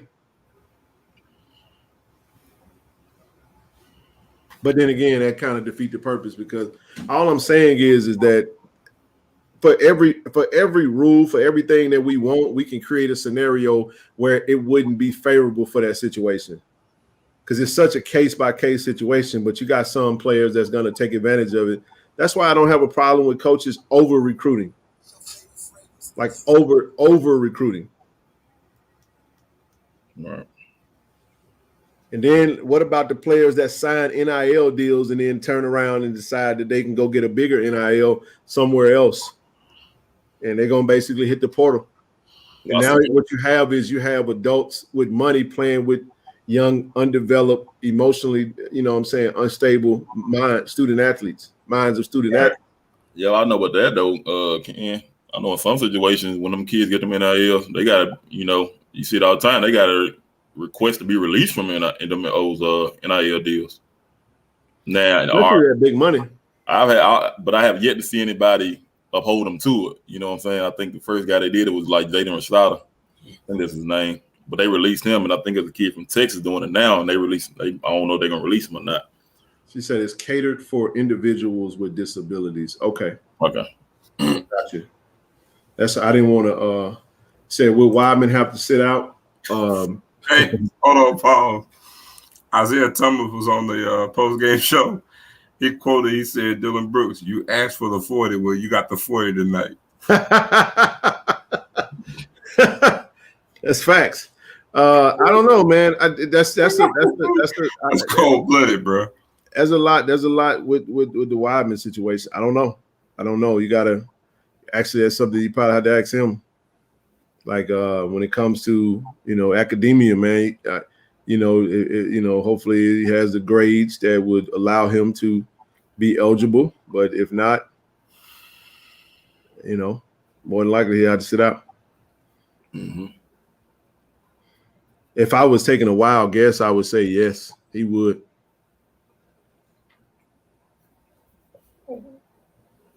That's just my wild guess. Alon's got the Dyson dishing cash. Well, I mean, at the end of the day, this is where you want a good coach that can recruit, and that's why I think HBCU coaches don't get enough respect because of the amount of stuff that they have to coach against. Right. Not only are you underfunded, not only are you, at the bottom of the food chain, but you're also working with a little less revenue, working with a little less money. Even the collector's probably not going to be as strong as some of these other big time programs. Yet you have to recruit to the culture of your program, the culture of that HBCU, to sell on the culture and to be able to provide a safe haven for the student athletes and be able to possibly put some money in their pocket. So they're juggling a lot. It's easy for a coach that's got a big $1 million collective backing them where they can go just cut checks and throw money around. You don't even have to be a good coach for that. You just need to be at a particular university and have the money to go and get what you need. But HBCU coaches don't have that luxury, so they have to recruit against that type of stuff. That's why the strategy might be a little different. You know what I mean? You may need to go take a chance on a kid or grab one of those kids that's been in a PWI, that maybe wasn't doing so well or maybe was looking for a change. You got to do your research, do your homework, find out what it's going to take. You know what I'm saying? Get in contact with the parents. You got to recruit the parents, the cousins, the brothers, the coaches, the AAU coach, the trainer. You got to recruit everybody and find out how you can put 2 and 2 together. And then once you bring them there, then, seal the deal. So that's what's happening. Willie Simmons is doing it. T.C. Taylor's doing it. Eric Dooley's doing it. Bubba McDowell's doing it. You know what I'm saying? So a Grambling coach, Hugh Jackson, is doing it, and so forth and so on. Who do you project the starting quarterback for us? Don't have a clue right now. They got to get to the fall, and they got to earn it. We got 3 quarterbacks that could potentially start right now, 4 actually with the help of Zy McDonald, and with the possibility of bringing in another quarterback. So who knows? We'll see. But a projection would be, I project the person that start will be the one that had the best count. Say Wilkinson committed to Michigan. Okay. That's what's up. Good for him.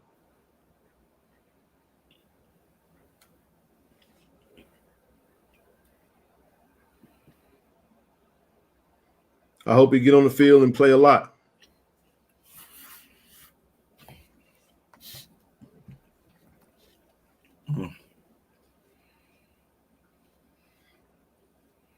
Shit, won Western Michigan.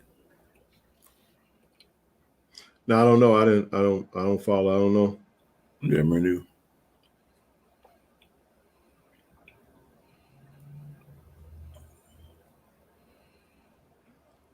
I just know that there's going to be a lot of kids that's going to go to some programs that's just going to be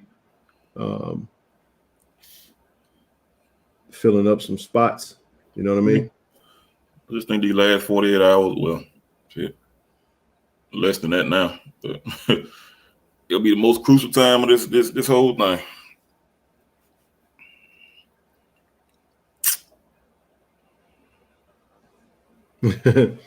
People just be talking, man. I don't know. I ain't looking forward. I ain't worried about it. If he do, that would be huge. He might be thinking about the offer that he got from Eastern Michigan. Unless I was thinking Eastern Michigan, not Western, something like that. Well, just another. I mean, again, it's going to come down to who's eligible, who's not eligible. That's the other thing. The question is, who's eligible, who's not? That's the $1 million question. Hey, bro, I'm finna roll out, dog. Yeah, we had 3 hours. You ain't by yourself. I'm about to go watch the Lakers game. Happy birthday to me, damn it! I get a 40 ball and LeBron going to the second round. Yeah, all I need now is I just need the Sacramento Kings to beat the Golden State Warriors, and we cooking. Warriors gonna beat them both, man. Happy G Day, my G. Do your thing. Get drunk tomorrow. Drink on your boy. And I'm gonna rap to you in the morning, man. That boy 44 now. I need to study add numbers. So study add numbers. Family, hey, we'll be back in the morning, man. We'll be back in the morning. Hey, wherever y'all at, y'all feel free to jump on, tune in. We're gonna be covering the draft tomorrow. Kind of doing some live stream tracking. I don't know how long we'll be on the screen, but we definitely gonna be tracking our Tigers. We want to make sure fast. Yeah, we definitely gonna be watching the draft. Can't stream it on the channel, but we're gonna be covering it. So I'll have the TV on and be in front of the computer, and we're gonna do the dang thing tomorrow, man. I'm gonna be on the screen with you guys, spending my birthday with you guys, doing what we do, and that'll be a heck of a birthday gift, though. 4 + 1, 4 + 1. If I can get 4 Tigers plus 1 extra, hey man, that'll be a hell of a birthday gift for me. That'll be exciting, bro. You've been hitting lately now. You got the TV, you got all that now. So you I sure did hit that TV. I'm gonna have to come back home and see if my daughter got it. See what that thing hitting like. I gave it to my daughter, man. So it might be above her mama fireplace right now. I don't know. Ain't no telling. Find out. I'll take care of it. Hey man, it's all good. It was free. Well, it was $20 from TD. Thank you, TD. But nah, man, appreciate you holding it down, bro. Y'all did a fantastic job, as always, bro. We'll be back tomorrow, man. And again, like I said, thank you to everybody for the donations. If you're watching this now, feel free. If you want to donate to the Ken Clark Birthday Fund, hit that Cash App, hit that PayPal, hit that Zelle. I take anything that folds. You see what I'm saying? Hey, we love the money that jingle, but we rather have the one that folds. Come on, coming to America. And the Washington ladies and yes, indeed. Look at TD talking about some peace out, Jew Hill. Hey, DLL, go Tigers. Appreciate y'all. See y'all in the morning.